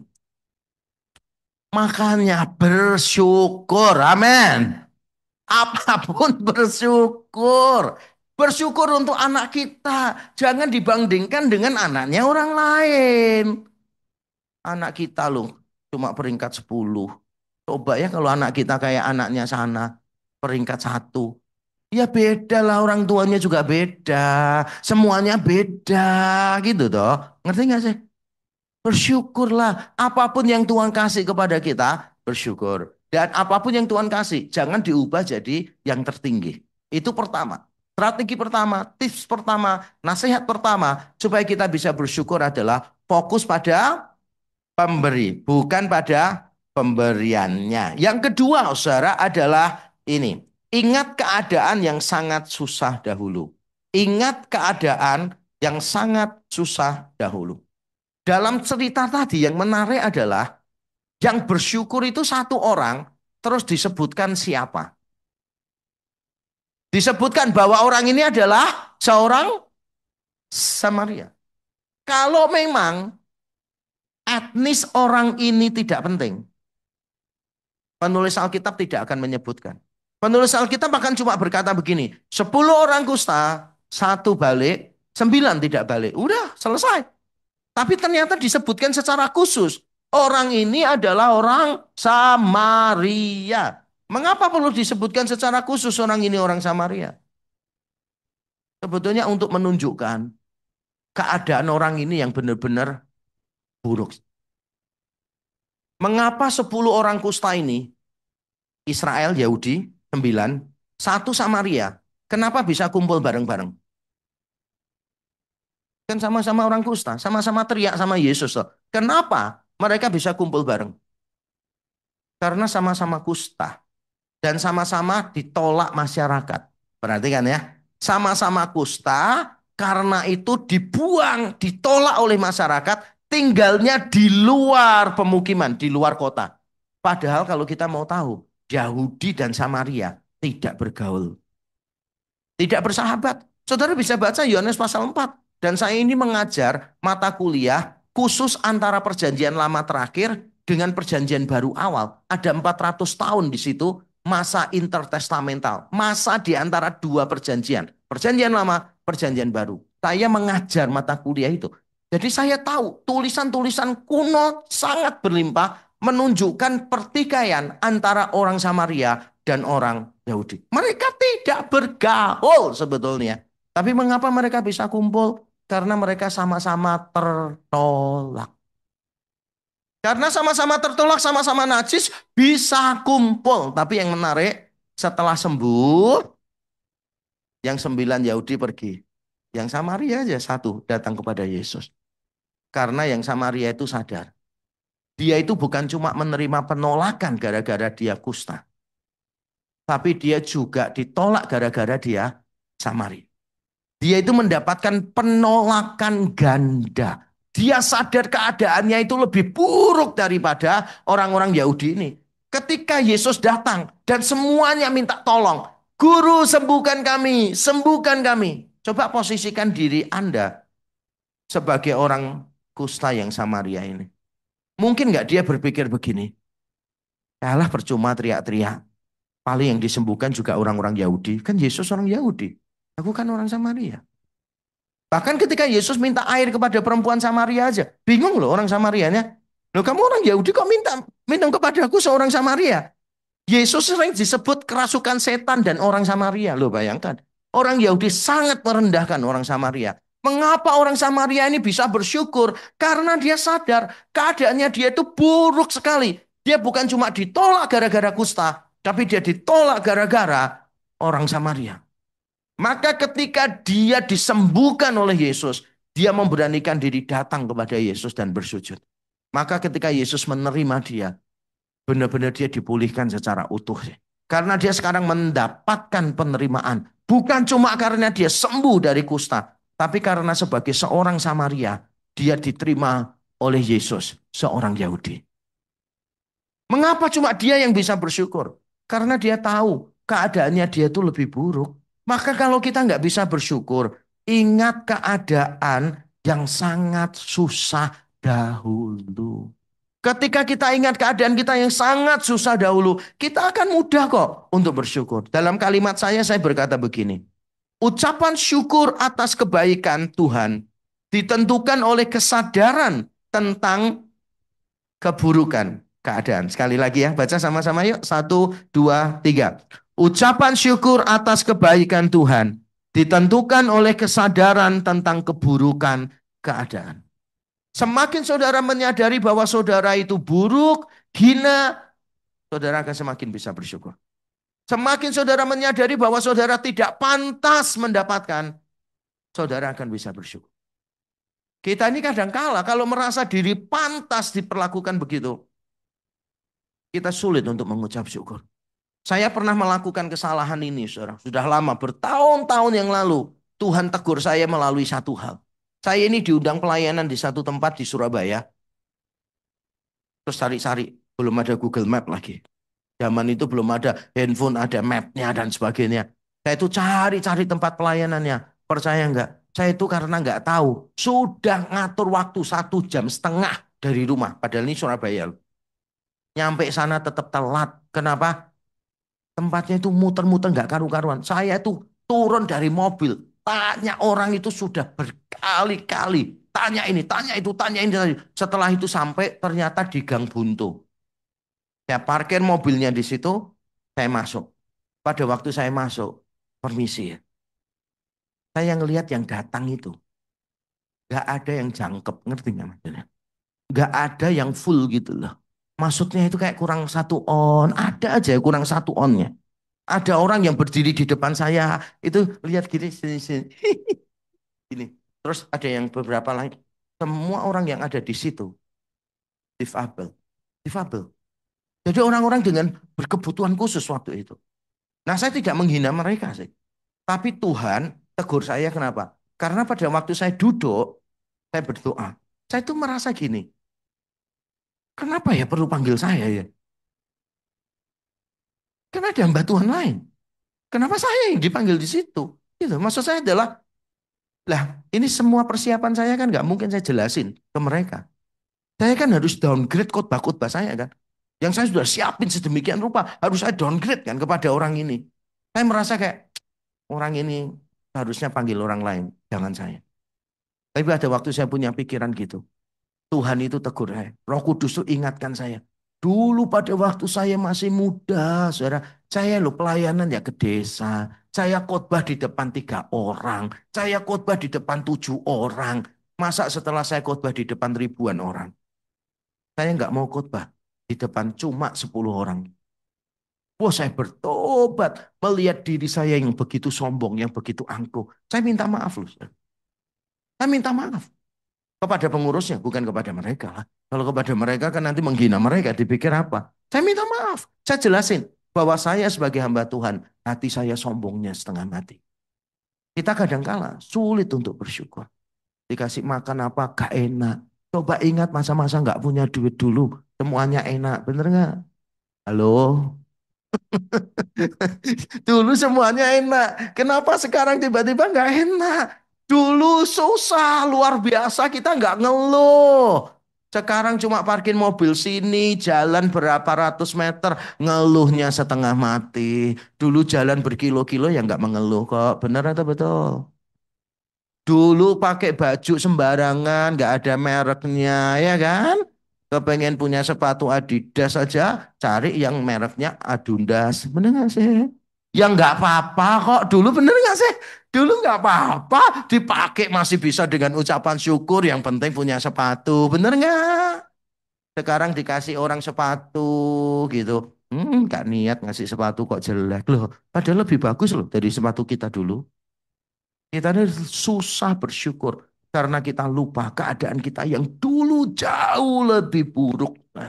Banyak orang itu susah bersyukur. Saya bersyukur, saudara. Saya itu live a simple life. Saya mudah untuk bersyukur. Kenapa? Salah satu alasannya. Tidak pasti ya. Tapi salah satu alasan adalah karena dulu keadaan saya sangat buruk sekali. Saya dari keluarga yang broken home, papa pengangguran. Saya dari keluarga yang sangat miskin sekali.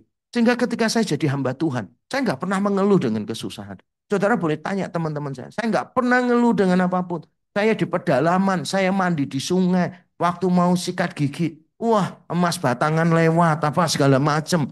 Ya saya biasa aja kok saudara, ya saya tetap aja gitu kan. Beberapa orang itu dulu malah bingung, wah ini PhD kandidat mandi di sungai, di pedalaman lagi. Gak usah dikaitkan sama PhD-nya, nanti malah sombong. Ngerti gak sih? Kebanggaan kita apa sih? Kebanggaan kita adalah kita orang berdosa yang ditebus dengan darah yang sempurna. Dan saya ingin menutup khotbah saya dengan satu ayat. Roma 8 ayat 32. Kita baca sama-sama yuk. Satu, dua, tiga. Ia yang tidak menyayangkan anaknya sendiri, tetapi yang menyerahkannya bagi kita semua.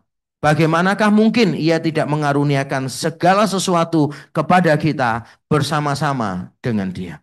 Kalau saudara mau selalu bersyukur, ingat bahwa the best has been given. Yang terbaik sudah diberikan, yaitu anaknya sendiri. Allah memberikan anaknya bagi kita. Itu the best yang kita telah terima. Kalau saudara menyadari bahwa the best has been given to you, yaitu Yesus Kristus diberikan kepada kita, maka kita akan bisa bersyukur untuk segala sesuatu. Tapi kalau saudara bersyukurnya karena sukses, sehat, sembuh, terkenal, saudara nanti suatu ketika, saudara tidak akan bersyukur. Kenapa? Karena semuanya akan diambil dari hidup kita. Saya selalu mengingatkan banyak orang, apapun yang ada di tangan kita, suatu ketika akan lepas dari tangan kita. Saya ulang sekali lagi ya. Apapun yang ada di tangan kita, apapun yang kita punya, suatu ketika akan terlepas dari tangan kita. Saudara sekarang membanggakan prestasimu. Wah ini itu, ini itu, ini itu. Tunggu aja nanti umur 75 tahun. Saudara nggak bisa apa-apa. 80 tahun, 85 tahun. Saudara nggak bisa berprestasi lagi. Bahkan nggak bisa melakukan sesuatu. Saudara berkata, wah saya karena cantik, karena penampilannya menarik. Tunggu aja lah. Nanti umur 85, ya kan 80, 85. Nggak ada orang cantik. Sisa-sisanya masih kelihatan. Tapi dikit. Masih bisa diomong, oh cantik gitu kan. Beberapa jemaat saya kan gitu. Wah masih kelihatan cantik gitu kan. Oh, makasih loh ya saya dibilang cantik. Terus saya bilang kelihatan cantik. Karena masih ada bekas-bekas kecantikannya yang dulu kan. Bener ya. Kalau saudara ngomong, wah saya ini terkenal pinter, idenya cemerlang. Tunggu aja kalau pikun. Ngerti nggak sih? Makanya harus ingat, semua yang kita punya, semua yang ada di tangan kita, suatu ketika akan terlepas dari tangan kita. Makanya yang paling penting itu bukan apa yang kita pegang di tangan kita. Yang paling penting adalah siapa yang memegang tangan kita. Saya ulang ya, supaya kita semakin paham. Yang paling penting itu bukan apa yang ada di tangan kita. Yang paling penting adalah siapa yang memegang tangan kita. Karena nanti sampai tua pun ketika kita nggak punya apa-apa di tangan kita, tetap kok tangan kita ada di dalam tangannya Tuhan. Tuhan yang pegang tangan kita. Karena dia sudah memberikan anaknya bagi kita, saudara. Kalau anaknya diberikan, nggak usah khawatir. Semua yang bermanfaat untuk keselamatan kita. Perhatikan ya, diberikan bersama-sama dengan dia loh. Jadi semua yang bermanfaat untuk keselamatan kita, Tuhan pasti akan berikan. Kalau yang kita minta tidak bermanfaat untuk keselamatan kita, ya Tuhan tidak berikan. Jadi jangan salah paham dengan ayat ini. Karena saya pernah dengar hamba Tuhan ngutip ayat ini dan berkata begini, whatever you want, God will give it to you. Itu bohong sih. Kalau bukan bohong itu bodoh. Karena ayat ini bukan bicara tentang whatever you want, saudara akan mendapatkan. Bukan. Ini semua yang diperlukan untuk keselamatan saudara, untuk pelebaran kerajaan Allah di muka bumi, Allah pasti akan memberikan. Tapi kalau itu tidak baik untuk saudara, ya Allah tidak akan memberikan. Saya tutup dengan satu contoh. Ketika saya ambil PhD saya seperti saudara sudah tahu ya, 15 tahun ya, saya baru selesaikan. Jadi PhD atau KPR itu sama aja 15 tahun, saudara. Nggak ada yang dibanggakan sama sekali dari gelar saya itu. Tapi saya justru mau cerita bukan gelarnya. Yang saya ceritakan itu keputusasaan saya di tengah-tengah. Bayangkan ya, orang lain 5 tahun selesai, paling banter 10 tahun gitu kan. Saya ini 15 tahun dari dua sekolah yang beda lagi. Dari sini nggak selesai, pindah sekolah yang lain lagi nggak selesai. Dengan semua persoalan yang ada di situ, nggak semuanya salah saya juga. Berat nggak? Berat ya. Saya beberapa kali berkata begini, sudahlah, nggak usah gelar ya nggak apa-apa. Yang penting melayani Tuhan. Tapi setelah saya pikir-pikir, apakah gelar saya ini membantu meluaskan kerajaan Allah atau enggak? Apakah gelar saya ini akan membawa kemuliaan kepada Allah atau enggak? Nah, saya yakin gelar ini membawa. Kenapa? Karena saya dipercaya Tuhan mendirikan STT Amadius. Sehingga perlu dosen-dosen yang gelarnya S3. Saya tahu saat itu, oh ya, saya harus selesaikan. Saya juga tahu ini memuliakan Tuhan. Karena kalau saya nyerah, nanti saya bingung ngomong sama anak-anak saya. Ketika anak-anak saya nanti mengalami persoalan yang rumit dalam hidupnya, mereka sudah mau nyerah. Saya nggak bisa nyanyi, jangan menyerah, jangan menyerah. Nggak bisa, kenapa? Karena papahnya sendiri menyerah. Saya nggak bisa nyanyi laguku, tak akan menyerah pada apapun juga lah ya. Nanti kalau pas di gereja semua nyanyi, saya nggak bisa nyanyi loh.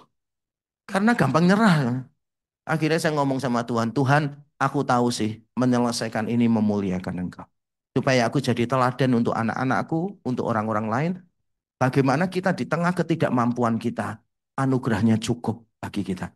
Di tengah-tengah kita sudah putus asa, Tuhan yang membawa kita sampai pada akhirnya.